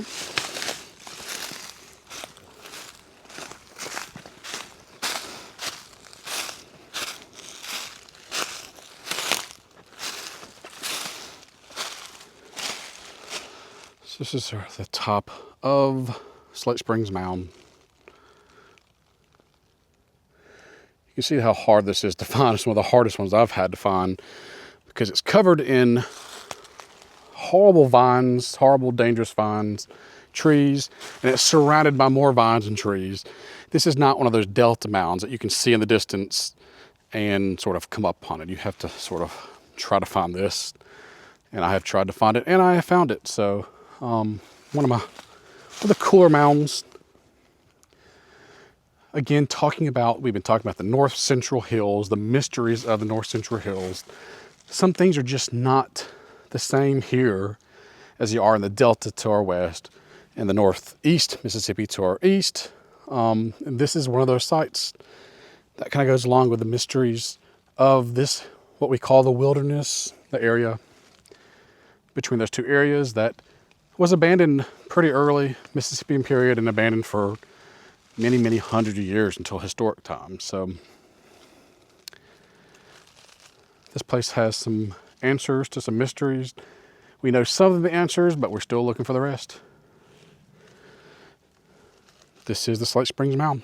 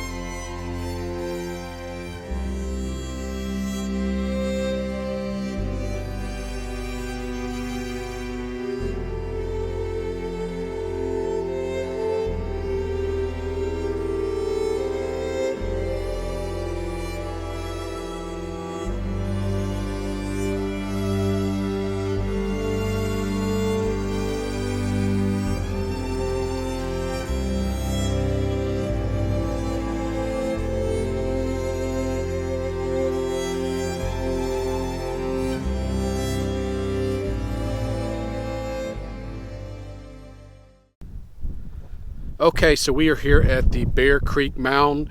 We have visited here before. We were talking about the Paleo-Indian and Archaic ages. We are here again to talk about, very much later, the mound you see behind me is a Mississippian period, a late Mississippian mound. Archaeologists believe that this would have been built and occupied somewhere about 1400 to 1600, so really at the very end of that Mississippian, that prehistoric period, right before we get to what we call the proto-historic or the historic period. Now, obviously, this would have been a very important site. It was, as we heard in the last video, last time, a lot of people over many, many thousands of years, all the way from about 8 to 9,000 BC to 1600 AD. That is a long time. That is almost, 10,000, 11,000 years, a very, very long time of occupation here, off and on occupation. It wasn't until the mound behind me was built and the village around it was built that this became more of a permanent settlement, probably, again, between 1400, 1600 AD, again, what we call the Mississippian period, very late that Mississippian period. This was going to have been the time right about 1500, of course, 1550, when the very earliest European settlers and kind of explorers would have arrived here. Now, Hernando Desoto was in this region at some point. There's no evidence to suggest that he ever came here to Bear Creek, but he would have been fairly close to here, certainly within 50 miles or so, as he traveled west to the Mississippi River. But again, this would have been very late Bear Creek site, mound, been a large village here. Very likely there would have been a chieftain here as well, a Mississippian chieftain. That is what the whole Mississippian period culture kind of revolved around, was these great chieftain cultures, with the chief either being on the mound or near the mound. Some of these mounds are burial, some of them are more ceremonial, some of them are more residential, and all that. So Bear Creek Mound, really important site, very late Mississippian culture, right here right close to the border of Alabama on the Natchez Trace.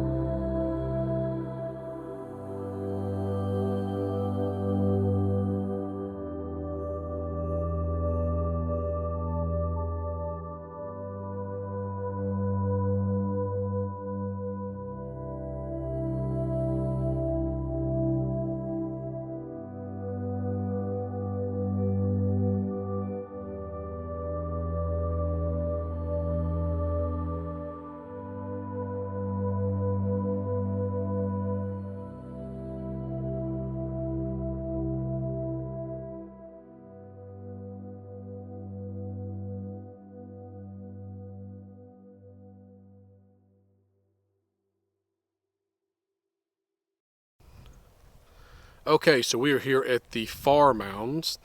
This is, again, on the Natchez Trace Parkway. These are some really important mounds. We date these to about the middle woodland period. In this area of Mississippi, we also call it Miller 1 phase, meaning it's the first of 3 Miller phases of the woodland period here in, again, northeast Mississippi. The woodland period for Native Americans here in this region was a period of great change. We have the beginnings of agriculture. We have the beginnings of kind of burial ceremonialism, which is what you see behind me. We see these mounds. There's 3 or 4 of them. This is right after a big snowstorm we've had, so it's really easy to see these mounds behind me, with each one of them covered with snow at the moment. But again, these are the mounds that would be very common both in the woodland period and as we get later into the Mississippian period. We're going to see a lot more of these. At this point, at this stage in kind of the prehistoric history here of North Mississippi, again, this is the woodland phase, Miller 1 phase, kind of middle woodland.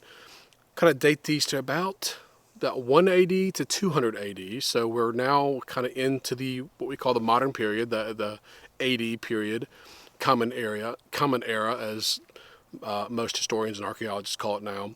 But going to be a lot of changes. That previous lifestyle, the hunting gathering lifestyle of the Paleo-Indian and Archaic phases, where there's not a lot of permanency, not a lot of settlements that we can find, that is starting to change now. People are going to start being settled down in areas like this, like the Far Mounds.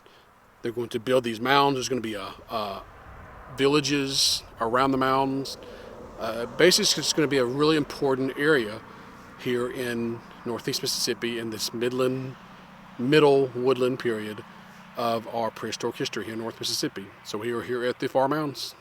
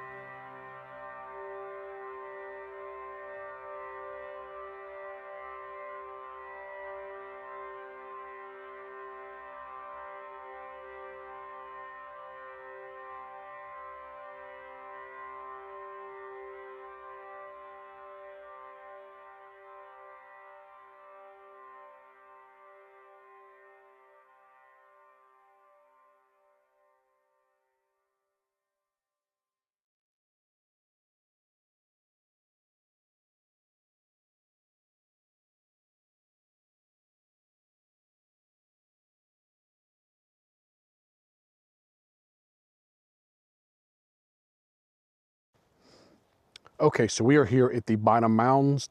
This is in Chickasaw County, right off the Natchez Trace Parkway. Really important middle woodland mounds here at Bynum. Now, first sort of discovered or first reported and investigated by the National Park Service in the 1940s when they were constructing the Natchez Trace Parkway. And since then, a lot has been uncovered by this area. Now, Bynum again is middle woodland. We can date this location to pretty close to 200 BC to about 280, that period, firmly in the middle woodland area age. And some really important things about this is what was found here at Bynum. When they did the investigations, they found high prestige exotic trade goods. We're talking about copper, other metal. That's not something that the Native Americans in this area had any means of creating. So we know that all these glassware, stones, exotic stones, jewelry, things like that were found in these burial mounds and in the village area surrounding the burial mounds, which this tells us that this would have been an important site, and it would have been part of what we call the Hopewell trade group, which was a very large-scale trading organization between Native Americans in this middle woodland period. So we do know that Bynum would have been a part of that based on the things that we've uncovered here at the mounds. We also know that this shows is the beginnings are well in the beginnings of what we call burial ceremonialism. Kind of a big word there. What this is we have the first indications of burials under these mounds, and these burials are high-profile individuals. When they were uncovered, they were in between logs. They had these exotic trade goods in there. Clearly, women, men, children, clearly these people were important. So what we are seeing is, again, this burial ceremonialism. For whatever reason, certain people in the society, the middle woodland society here at Bynum, were considered more important than others and had the honor of being buried here. Were they kings, chieftains? We don't know, of course, exactly. We don't have the written records, but we do know what these mounds and the investigations here are showing us, that the Bynum mounds were very important. We have burial ceremonialism. We have these high prestige exotic trade goods, which shows that Bynum and the rest of the mounds in this area are part of a much wider prehistoric world. And this is really the very beginnings of that. So this is Bynum Mounds.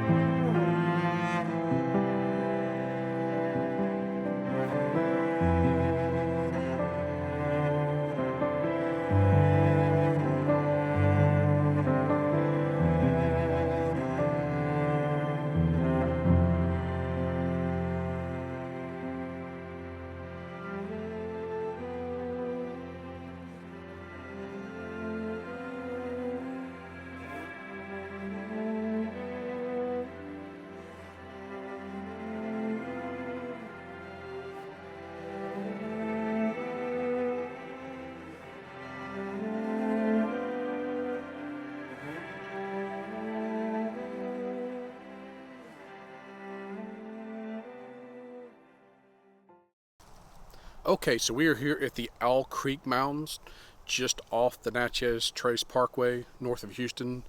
This is a really important site, and I'm glad it's being preserved here. The Owl Creek Mounds are firmly in the Mississippian period, so we are in the Mississippian period, the mound builder period. There's of course this massive, amazing mound behind me, and to the left is another one. There's some other mounds that are not in the section that has been saved and preserved. They are across the street, but they do still exist. All these are again the Owl Creek Mound complex here in the hill country. Owl Creek is a little different than some of the other Mississippian sites that we've looked at, because this is a very early Mississippian site, from about the beginning of the Mississippian period, about 1000 AD to about 1200 AD. And unlike some of the other sites that we've looked at, which kind of continues on throughout the centuries, throughout the Mississippian period, Owl Creek doesn't do that. In fact, Owl Creek, by about 1200 AD, is gone. The people abandoned it, and it is not used again, as far as we can tell through the archaeology here at the site. So there's a lot of questions there. There have been some archaeologists who've done digs here. Of course, the National Park Service has done digs and all that. But big question of what happened here. Why was this amazing site? You can see how much effort went into it, not just behind me, but all the mounds around here. How much effort went in here. Why was it only used for such a short, relatively short amount of time, about 200 years or maybe a little less? Why was the Owl Creek Mounds abandoned? Some people think might have been illness. There's always the need, or some people try to connect Owl Creek to the Hernando Desoto, his route through North Mississippi in 1540, and some people actually call this Chickaza. Most archaeologists here today don't think that's true at all. That's not close to where Chickaza should be. It also was abandoned 300 years before Hernando Desoto came through here. So probably not Chickaza, probably not connected to Hernando Desoto, but still a very important site, the Owl Creek Mounds. Now, we've looked at mounds all throughout North Mississippi now. Conical mounds, like the one behind me, large platform mounds. We've seen them all. But there is one place we have not visited yet, one mound site that is very, very important. It is probably my favorite of all the mound sites, to be perfectly honest, and it is something of an enigma. But who doesn't like a good mystery?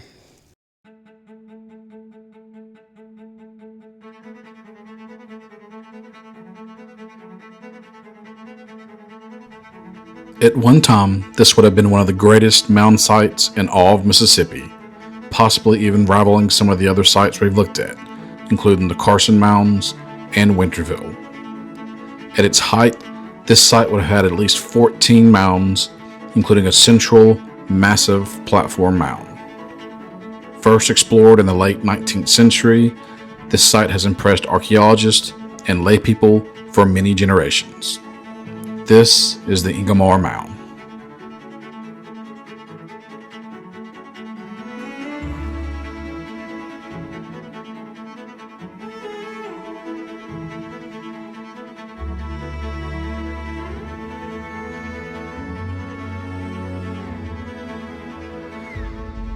Ingomar is located south of New Albany in Union County. Its location is part of the enigma of the site. Unlike many of the other major mound centers we've looked at, Ingomar isn't located on a major river or waterway. There is a small creek just south of the site, which flows west into the Tallahatchie River, that continues west until it reaches the Mississippi Delta. But Ingomar is also less than 10 miles west of several tributaries of the Tombigbee River. It gets even stranger. Ingomar is located in a region we call the Flatwoods. It's just to the east of the North Central Hills and just to the west of the Pontotoc Ridge. Outside of the mounds at Ingomar, the Flatwoods is almost entirely devoid of prehistoric sites, including mounds.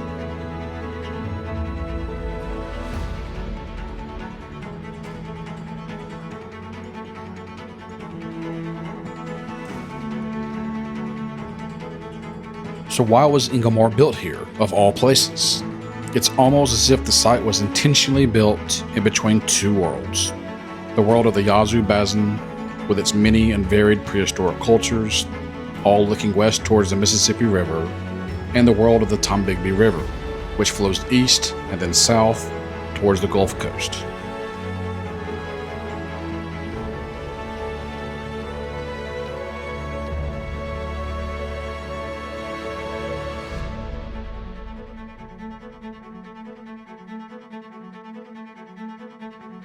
But why was Ingomar built here? Why is this mound so massive? Who built it? When was it built? And what is its connections to the rest of prehistoric North Mississippi? Now, these are all very good questions that I don't have any answers to. Again, way above my pay grade, but it's time to turn to the professionals. It's time to turn to the archaeologists. Fantastic. No, not you. Let's go to a real archaeologist. Let's head back to Ingomar and meet with Dr. Evan Peacock. I haven't been up here in a long time.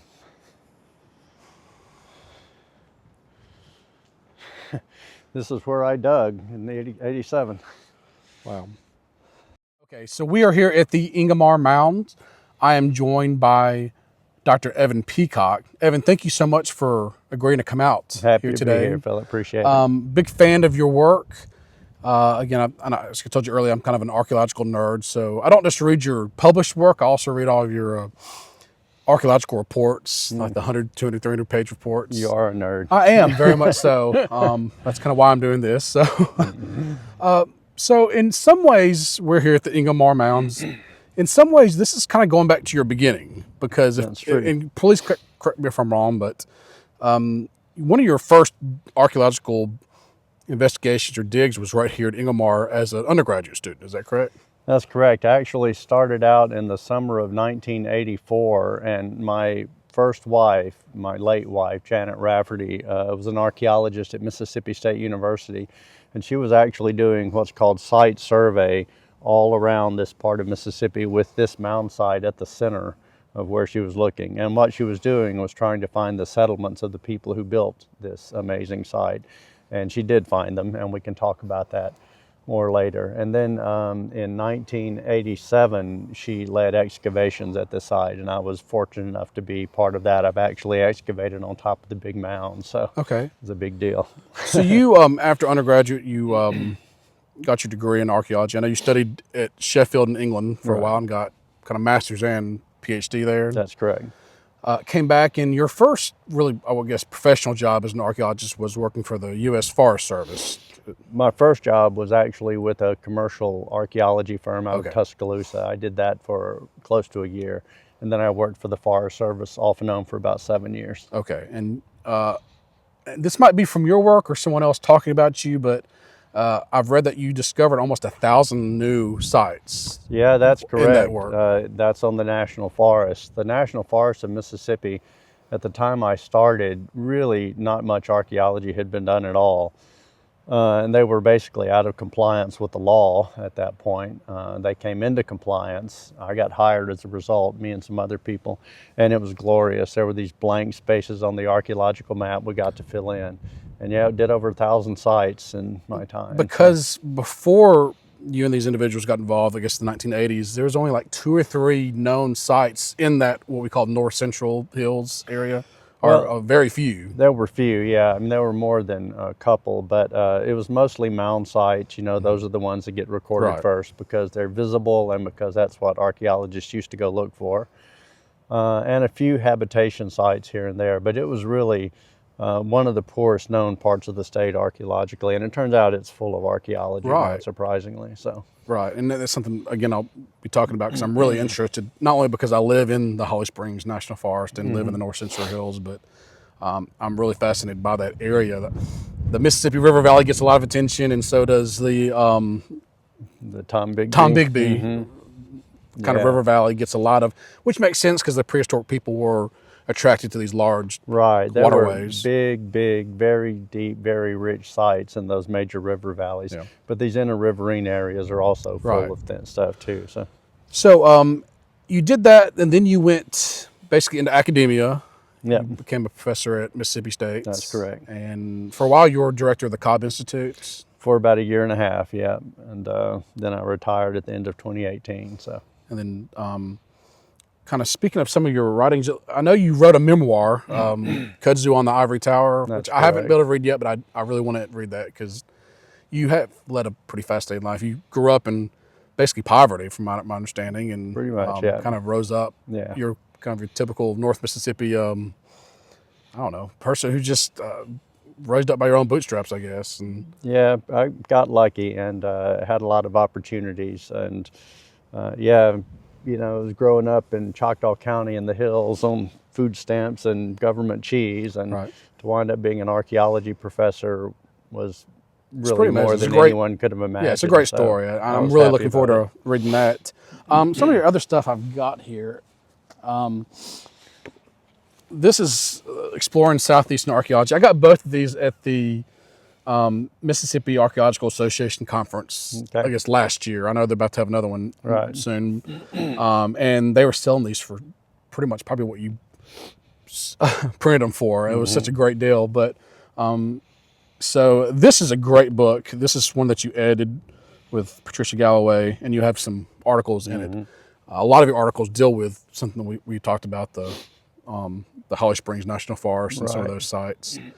So I've really enjoyed that book. I'm going to get you to sign both of these, by the way, before we leave. Sure. If I'm moving my pen. And this one is a great book. This is Mississippi Archaeology Q&A.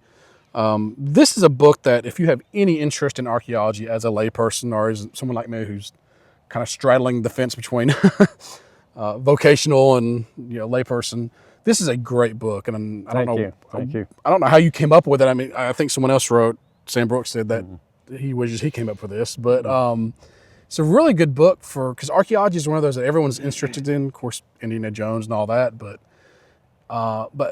there's a lot of science involved too, which kind of might scare people away. So really enjoyed this book, and again, it has some good stuff about Ingomar. So we'll probably talk about it. I have a quote I'm going to quote up later when we get to the mound and ask you to explain it. Okay. And again, you've done, like so you've done a lot of archaeological reports on all the sites you've investigated. So well authored. So author, archaeologist, really cool.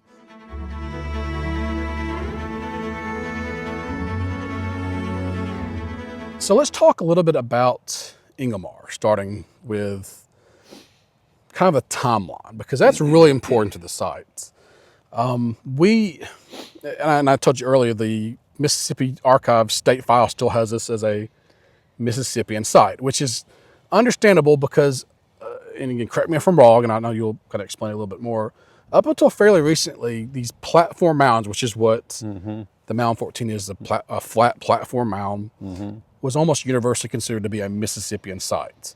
That's correct. So really it wasn't until the 1980s that we began to learn differently.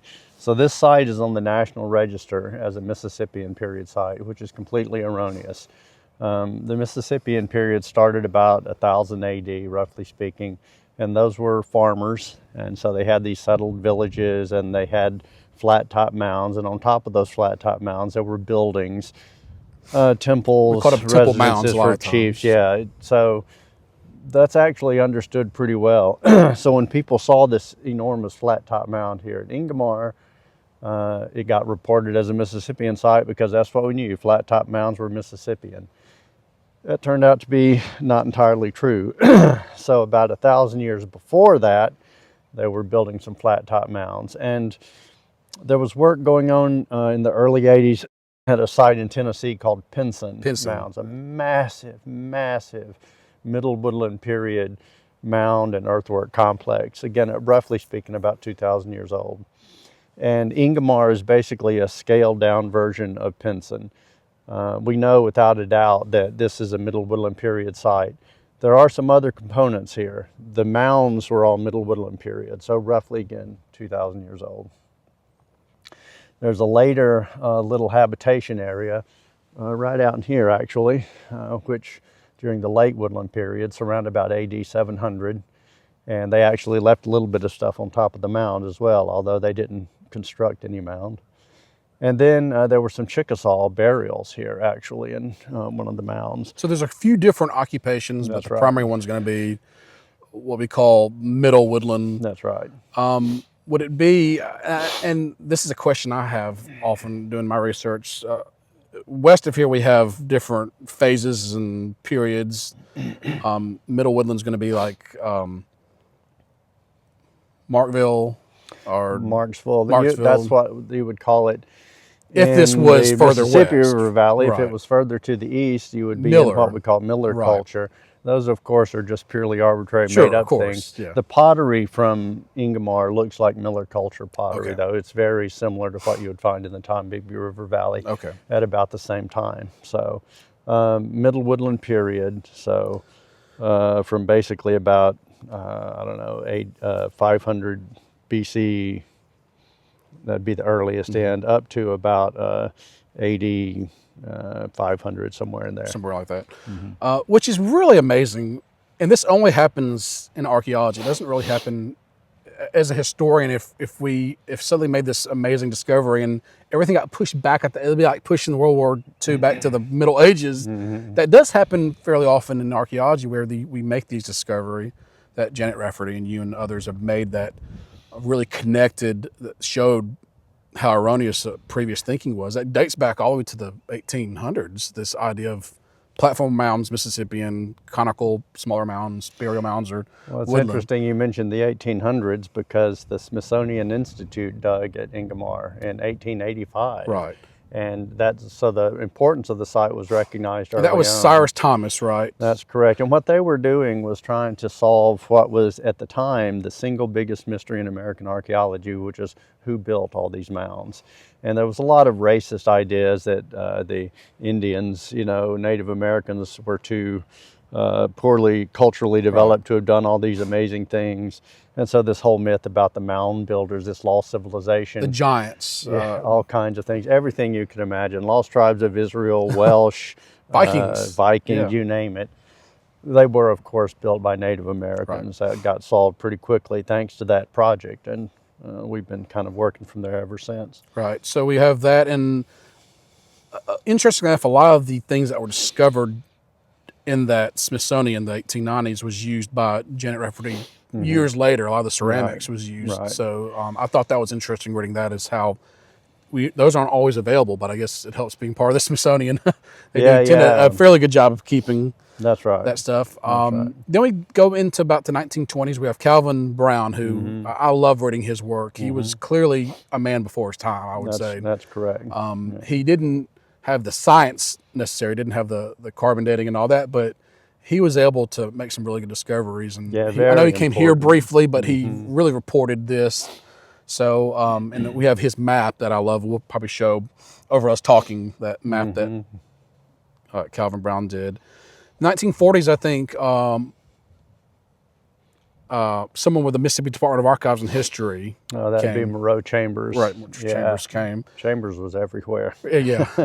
So he came, and then it was almost really to the 1970s is when we have and I don't know who it was with MDAH, but whoever wrote the site file, which still, again, says Mississippi. You can't really blame them because There's a lot of catching up to do. there's a lot of catching up to do. But it's sad that is, if you search for this, that's going to be your first entry point, is that file. Well, if you look on Wikipedia for the Ingomar Mound site, almost everything you see will be wrong. Wrong, yeah.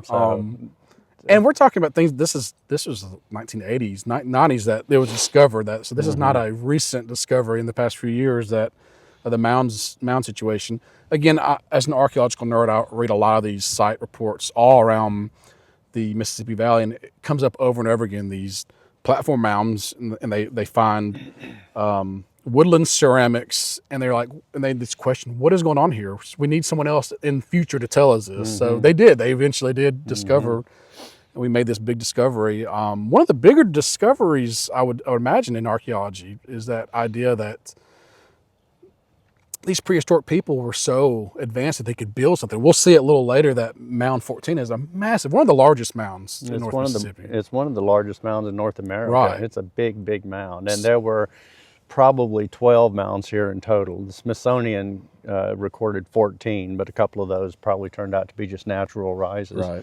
Yeah, it's a big site. And it's amazing to think that even Mississippian people, still prehistoric, pre-contact people, would have built that. But then when you go back another 1,000 years, I just find that amazing. What's really interesting about this is that, Mississippi, the work that Janet Rafferty did, and Ingomar and her survey work in this area were key to us learning something that was basically not known before. And this is a global phenomenon, but Mississippi has been front and center on helping us figure this out. The people who built Ingomar were hunter-gatherers, so this is roughly speaking 1,000 years before agriculture. And our sort of cultural anthropology perception of hunter-gatherers is that they're always small groups of people who move around a lot. Right. And that's true in some areas and in virtually every historically recorded instance, which is why we think that. But it turns out that in Mississippi, in these temperate woodland ecosystems where, it's a pretty rich environment, it doesn't get too cold or too hot, you had sedentary hunter-gatherers, settled down hunter-gatherers, and that's something we just haven't seen ethnographically. So it's a whole kind of human existence. The only way we even know about it is through archaeology. The only way we'll ever understand that chapter in human history is through archaeology. These folks were sedentary hunter-gatherers. Right. And when we get to the top, we'll talk a little bit about who these people were and why they were here. To me, that's the number one mystery here, and we'll dig into that. But what I think we'll do now is maybe go on a little walkabout. I know, again, the main mound, the only one left here is Mound 14, the big mound.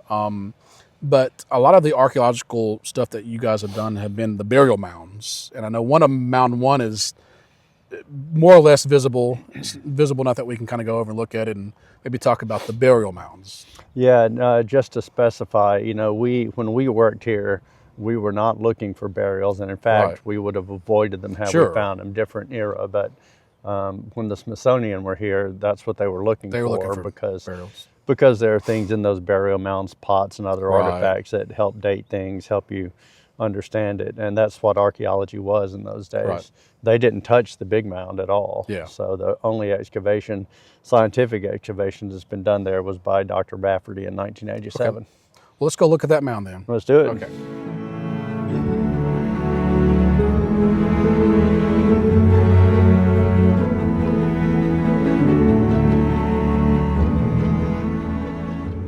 So there's the big mound, Mound 14 under the trees, one of the biggest mounds in North America. It's a really amazing construction. And then as you look around this sort of rolling landscape, there are still some glimpses of the conical burial mounds that used to be here. So this rise in front of us, this is what's left of Mound 1, which at one time was like 12 feet tall. It was a big mound. And there were several others. Again, as many as 11 other conical mounds around. Those were burial mounds. When the Smithsonian dug here, they found these Middle Woodland Period burials, some of which had artifacts with them. There was one that had over 400 shell beads with it, for example. Not as rich as like what you would have seen in the Hopewell sites in Ohio, for example, but still very impressive. And Dr. Rafferty calculated, based on what the Smithsonian saw, that there may have been as many as 100 people buried in this mound at one time. Just this mound? Just this one mound. Now, there are no evidence of burials on the big mound at all. We'll talk more about that when we get up there. So when we worked here, we avoided the burial mounds where they were. Most of them are gone now. They've been plowed down long ago. So again, something we'll talk about there, what this site was used for. It is called a ceremonial site. Certainly it was used for burials. Right. And this is not a question that maybe archaeology or history can answer, but these individual mounds, would we maybe think that, were they communal mounds? Or I've read somewhere that maybe, because what you see is you have a burial, then a little bit more mound, and another burial, stratified basically. That's mound. Very typical, and that was the case with this mound, certainly. So we think maybe we're talking about like one family that owns a mound. Again, no way to prove this, archaeological, historical, without written records. Right, you just have to speculate. That you might be able to get at something like that if you found skeletons and did DNA analysis, that sort of thing. But You know, it's just not something that's done in this day and age. Right. And this site is protected now. It's owned by the Archaeological Conservancy, so there's not going to be any real major excavations here, I wouldn't expect. So the function of the site, it had the burial mounds. People were being buried. Exactly who those people were, we don't know. This was 2,000 years ago. They could have been ancestral to the Chickasaw. They could have been ancestral to the Choctaw. There were other groups as well in this part of Mississippi, the Choctaw, the Alabama. So we can't really put a tribal name to these people. Clearly it served a very important purpose, and building these things, especially the big mound, was no doubt a communal effort. There was a lot of basket loads of dirt in that mound. Gosh, these stairs look like they date from the Middle Woodland period. Yeah. I'm gonna let Evan go first. I haven't been up here in a long time.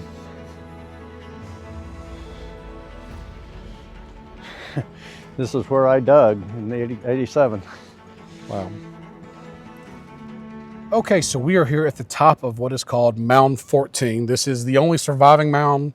You can kind of see why it's surviving, because there's no way any plow could have ever destroyed this. It's probably the largest mound, one of them in North Mississippi. There actually used to be a watermelon garden up on top of it way back in the day, but I think that was done mostly by hand. Right. They might have got mules up here, I'm not sure. So, and I forgot to mention this earlier. I do want to give a shout out.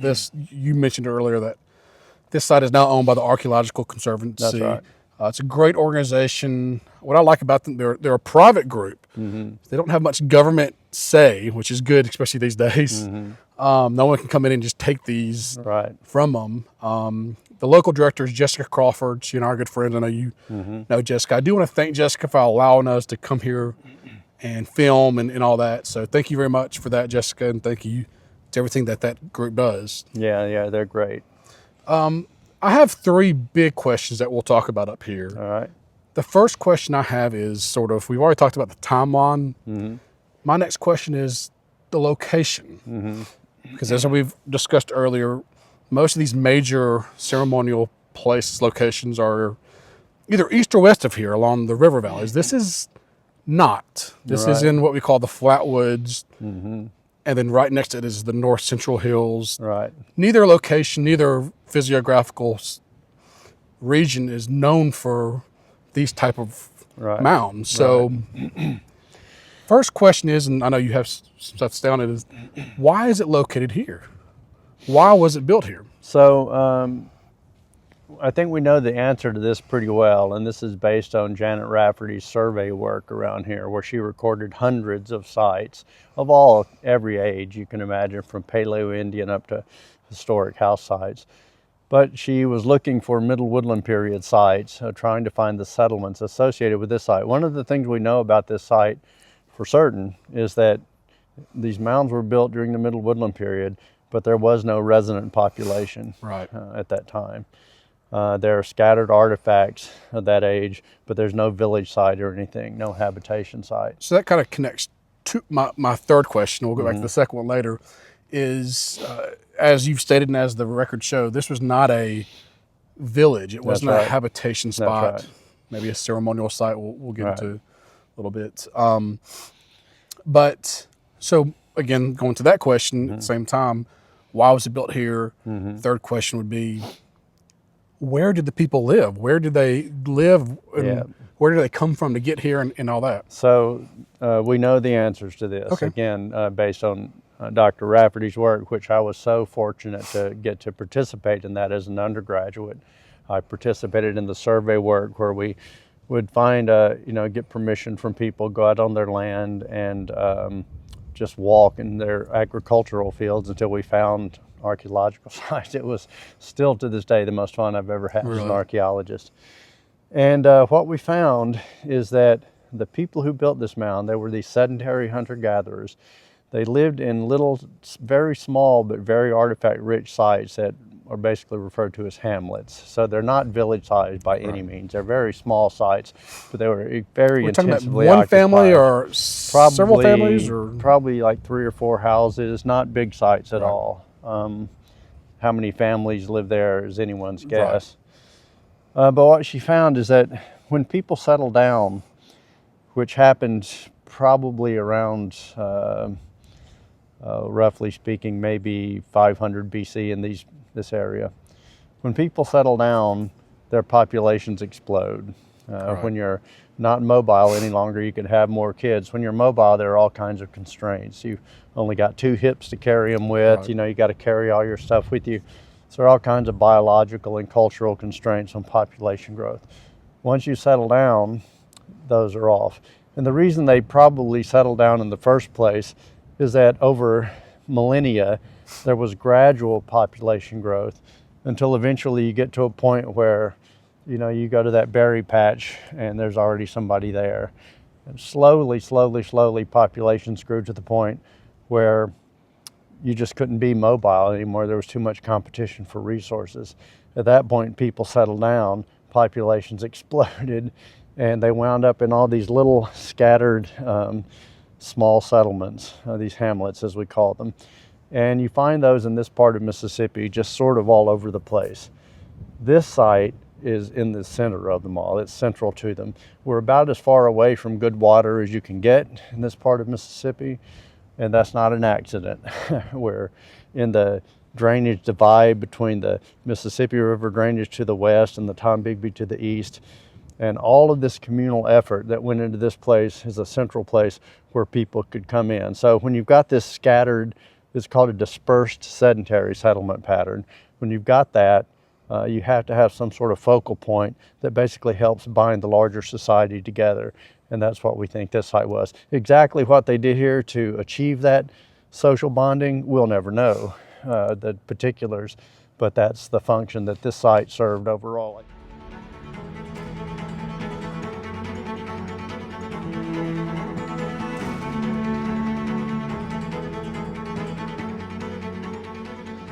You've already discussed is not Mississippian, Right. but that's where some of the mystery comes in, because we know there, as far as you know, there aren't any burials in this mound. Correct. We know that there were no structures up here. So Also correct. Couldn't a temple mound? No one lived up here. Based on the ceramics that you all discovered in your investigations, this was not a site of habitation. We were already talking about they came Also from other correct, places. Yeah. But, and when this was originally thought to be a Mississippian, it almost made sense, because in the Mississippian period we have a chieftain culture. So Right. possibly we would have had a really powerful person who got all these, it must have took thousands of people many years to build this. So that would have made sense, but when you go back 1,000 years, that's where I'm starting to have some questions. We don't have a centralized chieftain that we know of Right. in the Middle Woodland period. So we know this is important, and we have the theory that this is important because of the location. Right. But this mound in particular, what was it being used for, and why? And before you answer that, I didn't bring your book up with me, but I did read it earlier. One of your quotes in the Mississippi Q&A, Archaeology Q&A, was back 20 years ago, we don't have any idea where it came from. And you also say something that this is called a ceremonial site, but that word means so little when we have no idea what it was used for. So my question is has anything changed, or we still don't know what this mound was used for? No, we don't. No, we don't know the particulars. Right. Again, we can pretty well say why it's here. We can understand why so much effort was put into it, because that's, again, community building. Right. It's keeping the scattered community together. It's the same function as a country church today, right? They're out in the country. People don't live there. They only do specific things there. They come there at intervals to do it. I think that's a very good analogy. What exactly they were doing here, we just can't know, because, again, it was 2,000 years ago. No written records. There's various sorts of oral history takes and all, and you can try to link it up to the belief systems of known historic tribes. I'm always a little leery about that, because A, 2,000 years is a long time, Right.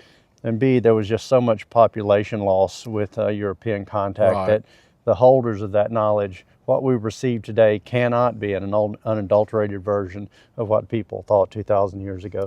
And trying to ferret out what really connects is just extremely difficult. Would you say, again, a theory, because it is a flat mound, surely that means they were using it for something, maybe not houses. And I saw a theory from the Batesville Mounds that they thought that maybe it was like a community feasting. Maybe this would be a spot where people would get together, and not here, but all these woodland platform mounds as a place, which makes sense. It's a flat. A lot of people come up here and feasting and all that. Sure. That probably wouldn't leave much in the way that archaeologists could find. So that might make sense. But would you really go through all this effort to build something like this just to have a picnic spot? Well, I know that's simplifying things. Right. If feasting, again, it's speculation to some extent. That's actually one you might be able to address, especially if you were to dig on the sides of the mound where stuff got thrown when they were done. And that's been seen at some mounds. The feasting thing, maybe, certainly. They're all theories. Yeah, it's how you test those things is the question. Yeah. One of the things that we know now about these woodland platform mounds, we've seen it at Pinson, we've seen it at here, and there are a number of smaller single mound sites. Nanawaya is a middle woodland platform mound. I've been there. That's a really cool spot.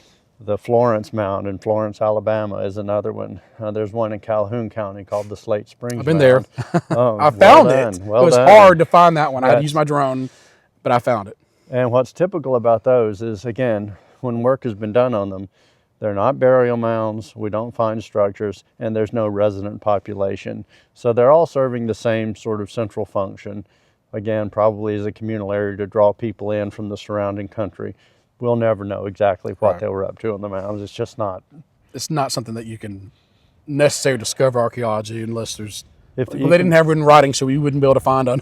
Right. I mean, you can find evidence of feasting if it Right. preserves in the acidic soils of Mississippi. That doesn't always happen. Yeah. Bones rot away. Right. But you never know until you look. So that's at least a possibility. But even if we identify evidence of feasting, that still doesn't really tell us what was going on in their heads, right? Exactly. Yeah. Like, what was the feasting for? Yeah, so I'm pretty conservative when it comes to trying to act as though we can get into the heads of people who were gone 2,000 years ago. And obviously, with these burial mounds, even though we do know that they were built by human beings, they weren't built by angels or giants. Right. You still have to sometimes ask, like say Stonehenge in England was built, we think, for astrology reasons or astronomical reasons. Is there any thinking that, has anyone done any investigations? Is it possible that it could have something to do with that? Because I know a lot of people, we don't know their religion and what they worship, but we do know in other cultures there's evidence of people worshiping the sun or the moon or are worshiping like that. So, well, one interesting thing about these middle woodland platform mounds is that they're in the Mississippian period, in these agricultural chiefdoms, they built them with generally lined up north, south, east, west, the way you and I would probably do it. These middle woodland ones, the corners are lined up north, south, and east and west. Okay. And that's a diagnostic feature that was discovered partly because of work here. And it's important to also point out all these mounds, these trees would not have been here. Those would have been completely clear. So you could have seen, even right now, this is an amazing view all around this local country. It's been so much better without the trees. So, there's always that. And I know there's a platform, not a platform, there's a ramp on this side. This is where they would come up for you. So we don't know. We don't know, but we know it was important. Yeah, the archaeoastronomy thing is another one that I'm always a little conservative about, because you can take any 2 points and line them up with something. Exactly. So there's a lot of guesswork there. There's been some good work done. I'm not aware of any that do that with Ingomar. There may be some stuff published I'm not aware of.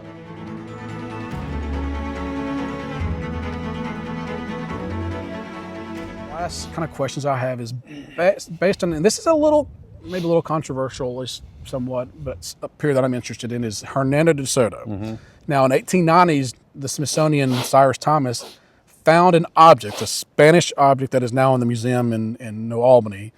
They found it here. Can't connect it to De Soto or his traveling across, but this is, particularly in the more modern thinkings, this is on more or less the route that he would have had to gone west, going to the Mississippi River, or at least it could be. was this occupied at that time, or if not, would it have been a place that he might have stopped at and then dropped? Or how else do you explain an artifact like that? Oh, they were in with Chickasaw burials. Okay. So there's a Chickasaw. The Chickasaw weren't living here as far as we could tell. Right. But they did use one of the old mounds, the ancient mounds. They used it as a burial site. That's not unknown at all. Right. And so they dug into the mound. They buried some of their own people. And with those people, there were glass. There was that piece of silver with a Spanish coat of arms on it. Some really interesting artifacts. And yeah, we've seen that at other woodland sites too that are reused in historic time. It's possible it could have been left. It's possible, just slightly possible, he could have been here maybe on his way and that dropped. Or it's also possible, equally as possible, that we know he interacted with the Chickasaw, right. that one of them, that was a really important artifact to them, and they brought that here to be buried with. So that would be my guess. Would be your guess. We don't, we did lots and lots and lots and lots of survey work around this area, and we have never found anything to indicate that the Spanish were actually here. Right. So far more likely that the people were brought here and buried with those artifacts. Yeah. Which, I mean, and I'm a big fan of and I'm going to do a whole new video just on that, but that's kind of where I'm leaning to, because there's nothing else. We haven't found any of the bells and the bells that really could only come from Desoto, because we don't know of any other Spanish explorers in this region at least. Right. But we haven't found any of that here anymore. So, well, Evan, thank you so much for coming out today. It's very cold weather. We're about to head down the mound. It's a little cold up here, but get home. Thank you again very much. You're quite welcome. Thanks, Philip.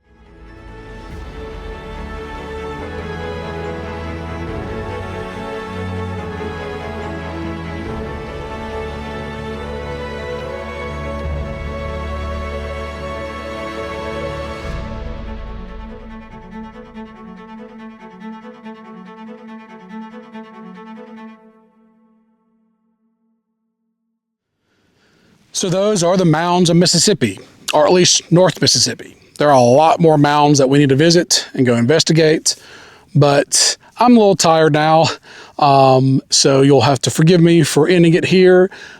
If this video is well received, if you enjoyed it, please like and subscribe to our channel. If there's enough interest, I will move forward with future videos of the rest of the mounds in the middle and southern parts of the state.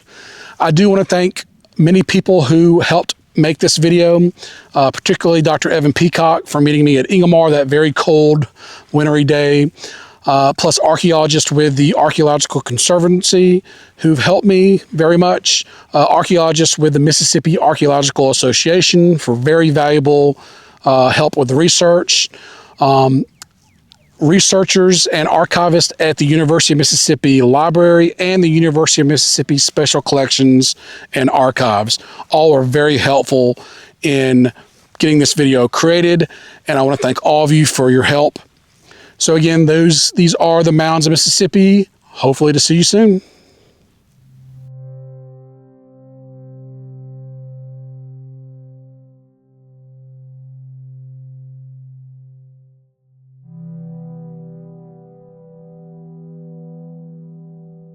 I suppose it depends upon your personality to some extent, but if the whole question about what it means to be human is something that resonates with you, this is a key component of that.